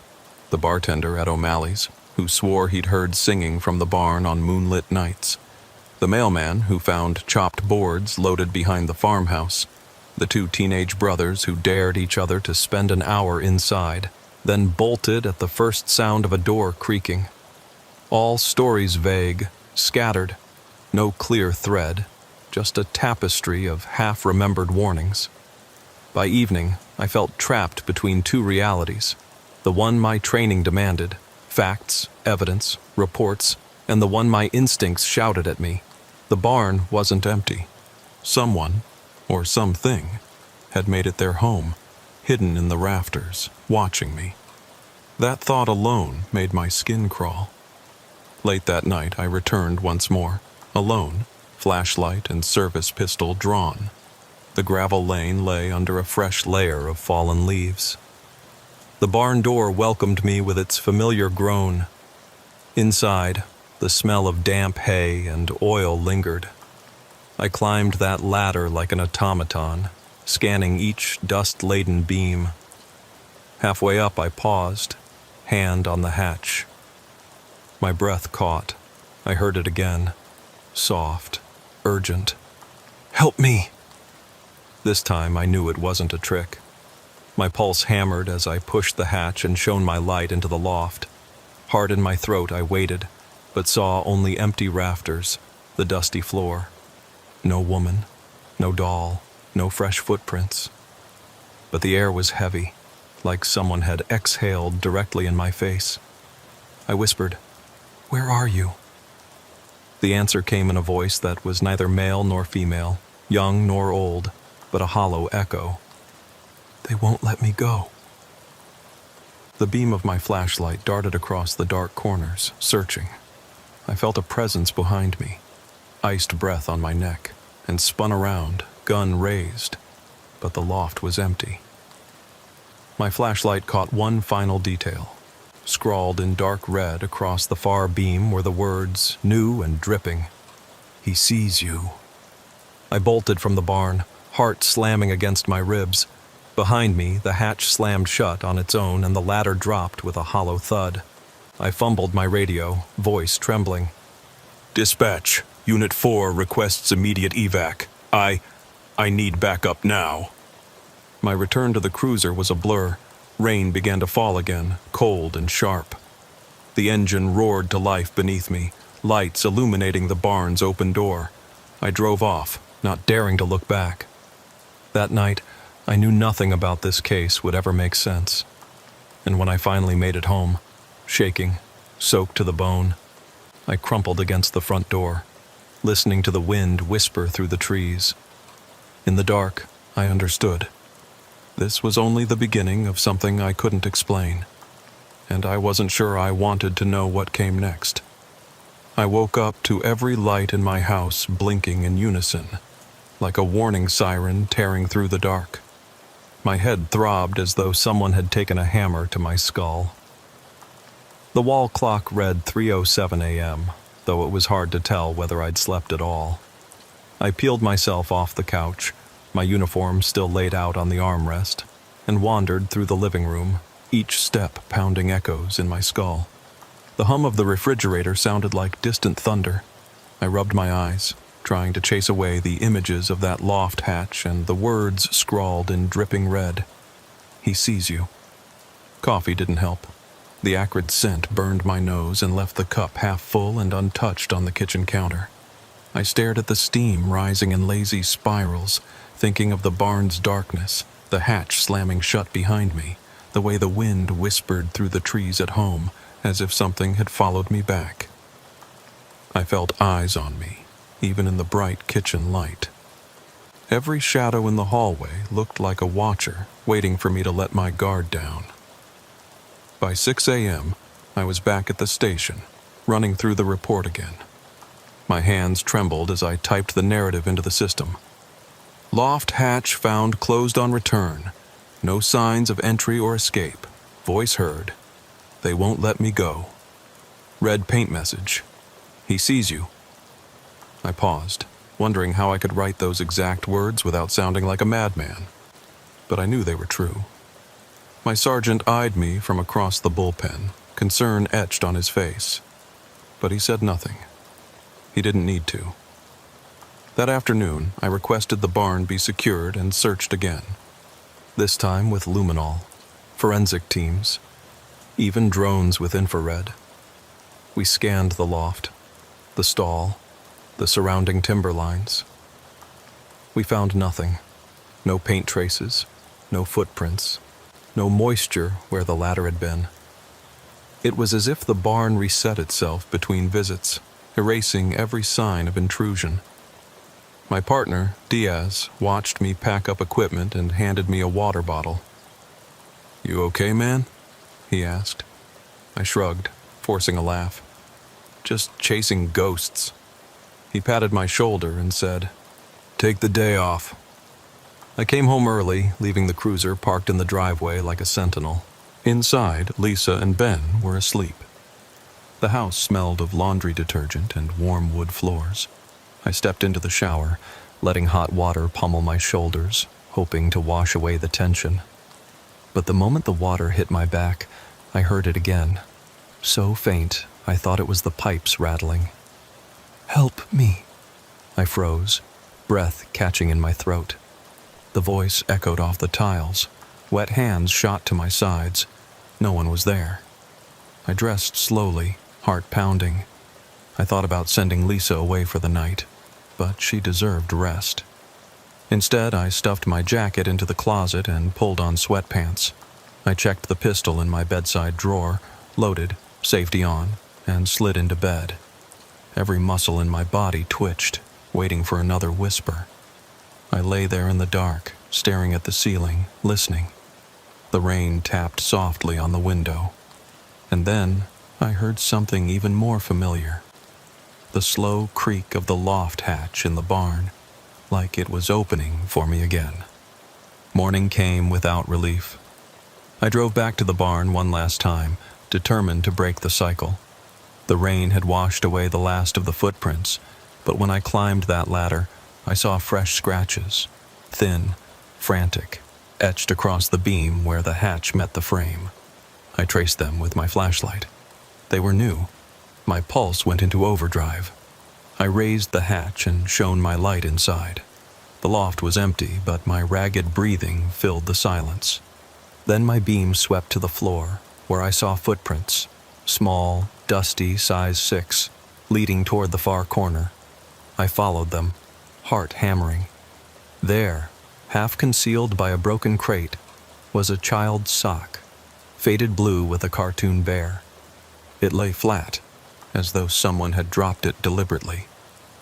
I picked it up with gloved fingers, damp and soft, as if recently worn. My mind screamed that this contradicted everything we'd found so far. No child reported missing, no footprints before. Why here? Why now? I slipped the sock into an evidence bag and climbed down without another sound. That night, I didn't sleep. Instead, I pulled out the evidence bag and stared at the sock under the lamp's glare. A single heartbeat throbbed behind my eyes. I thought of the woman in the denim jacket, the child's bedroom, the doll. I thought of that final whisper, "They won't let me go." And I realized this wasn't about trespassers or thrill seekers. I'd stumbled into something deeper, something that moved on its own schedule, obeyed its own rules. I left the sock on my desk, lights on, radio muted. I sat down, pen in hand, and started another report. One that no one would ever read. A confession, really. I wrote about the voice in my ear, the shadows in the attic, the barn resetting itself, the child's sock. I wrote that I was scared, that I doubted my own mind, and that I felt marked. Then I heard it again, so close I thought the walls would tremble. I'm still here. And I realized I was never meant to leave. I woke up to the sound of my own breathing, ragged and too close, like it was crawling down my throat. The bedroom clock glowed 2:13 a.m. in angry red digits. The house was silent, too silent. apart from the hum of the refrigerator downstairs, like a dying engine. I sat up, sweat soaking through my t-shirt, and reached for the pistol on the nightstand. The weight in my hand felt reassuring, but my throat closed when I heard it. A soft thump from the living room, deliberate and slow. I slid out of bed without a sound, feet landing on cool wood. In the hall mirror, I caught my reflection. Dark circles under sunken eyes, jaw clenched so hard my teeth ached. I swallowed, fought the urge to panic. I crept toward the door, pistol raised, senses straining. The thump came again, once, twice. A mirror frame nudged against the wall as if someone brushed past it. "Hello?" My voice came out rough. "Who's there?" Silence answered. I stepped into the living room. The furniture lay as I'd left it. Couch, coffee table, TV stand. But the front door, locked hours ago, hung slightly ajar, its deadbolt still engaged. Rain had begun again, thin lines of water tracing pale trails on the hardwood floor. My pulse pounded as I crossed the room and flicked on the hallway light. The beam caught something. Footprints in the mud, small and barefoot, leading toward the kitchen. I chased them, mind racing with questions. No Viper teams, no backup, just me, alone on my own turf, hunted. The footprints ended at the kitchen threshold. I swallowed hard and stepped inside. The sock from the barn lay on the counter, the faded blue with the cartoon bear still damp. I'd never bagged it for evidence. I'd brought it home. Stupid. Reckless. Now it lay there as a beacon. Proof that whatever was stalking me had followed me home. My pistol trembled as I scooped the sock off the counter. I glanced out the window. Empty lawn, the street lamp flickering beyond the driveway. No sign of movement, but I could feel eyes on me, patient and waiting. I backed away, sock gripped tight. The kitchen door creaked behind me. I spun. No one there. My breath caught as the sock slipped from my fingers, landing at my feet with a soft plop. That's when I heard the whisper, right against my ear, so close I felt its cold breath. "You can't hide." I spun again, pistol raised, and flicked the kitchen light on and off. The bulb stuttered and died, plunging me into darkness. My heart hammered. I flicked it back on. In the corner by the pantry, I saw her silhouette. The woman in denim, hair plastered to her face, eyes hollow. She stood there motionless, hands clenched at her sides. My throat went dry. I cleared my voice. "Who are you? What do you want?" My words sounded small in the cavernous silence. She stepped forward, each movement slow, deliberate. Her eyes bore into me, unblinking, unreadable. Then she spoke in that hollow voice, layered with something else. Childlike, frightened. "They took him." I hesitated. "Who?" "Who did?" The pistol shook in my hand. She tilted her head, and I saw the attic hatch etched on her denim jacket in faint lines. My barn's loft. "They took James," she said. The name slammed into me. James. My son's name. My breath froze. "What do you know about my son?" My voice cracked. She stretched her hand out, palm up, as if offering something. In the dim light, her fingers clenched around something small. She opened her hand. In her palm lay a single square of faded blue fabric, frayed at the edges. My son's blanket. My eyes blurred. That blanket had gone missing 2 nights ago. I'd searched the yard, the car, Lisa's sewing basket, no sign. Now, here it lay, in the palm of this specter's hand. "Where is he?" I rasped. Her eyes flickered with something. Regret, sorrow, relief. "He's with them." I tensed, ready to demand more. But before I could speak, the electricity snapped back on. The kitchen flooded with harsh light. She vanished. The sock and blanket square lay on the floor. My pistol's barrel trembled. I knelt and scooped them up, chest tightening. My phone buzzed in my pocket. I checked it. An unknown number calling, repeated 3 times. My hands shook so badly I almost dropped the phone as I answered. Ortega. My voice was barely a whisper. A raspy, distant voice spoke. Do you see him, Sam? I froze. Who is this? A chuckle, low and unsettling. He's closer than you think.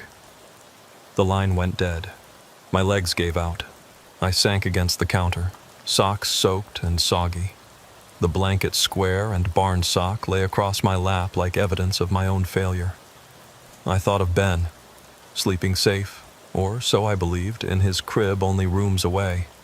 But whatever this was, had breached my home, played with my son's belongings, toyed with my mind. I rifled through drawers for the house keys, my pistol holstered at my side. I had to find him. I had to get backup. I had to... something. But as I fumbled for my badge and keys, I heard the soft thump of footsteps on the porch. I froze, pulse slamming. The front door handle rattled, then the door swung open. I stood, pistol raised, glaring at the darkness beyond the porch light.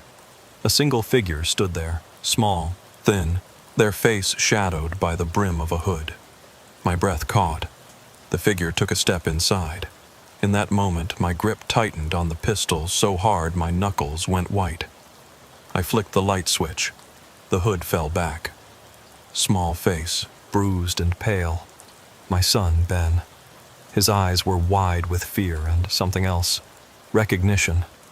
He looked at me as if he'd been waiting. Daddy? His voice cracked. My relief roared through me like a wave. I dropped to my knees and scooped him into my arms, tears burning my eyes. Ben, thank God. I hugged him, heart pounding so hard it echoed in his ears. He trembled, clutching my collar. I breathed in his familiar, sweet smell, baby shampoo and warm skin. But then I saw it. A dark smear on his pajama sleeve, like dried mud or worse. I peeled back his cuff. There, pressed into his flesh, was a symbol I recognized from the barn loft beams. 3 interlocking triangles, carved into wood but now branded on my son's skin in a dull, angry red. I gasped, lifting his arm. He stared at me, wide-eyed, and whispered, "They said I belong." I froze, blood pounding in my temples. My son belonged to them now. I held him tight, rocking him, his small body shaking against mine. He buried his face in my shirt. And I understood, in that instant, that the barn was never just a place. It was a gateway, a threshold. They had led me on to teach me something, or punish me, or test me. I didn't know which. I looked back toward the front door and saw, just beyond the porch light, the woman in denim standing in the rain. She didn't move. She raised a hand in a gentle wave, and then the rain washed her away. I turned back to my son, cradling him, and realized there was no running from this. No safe place. They were everywhere, and now they had him. I backed away slowly, keeping my gaze on his branded arm. I felt the weight of my service pistol heavy at my side, a useless talisman. I didn't know what came next, only that the promise in those words, "You can't hide," was real. I held my son close and whispered into his hair, "I won't let them take you." His small voice trembled against my jacket, but he didn't reply, because he knew. And I understood that I never would.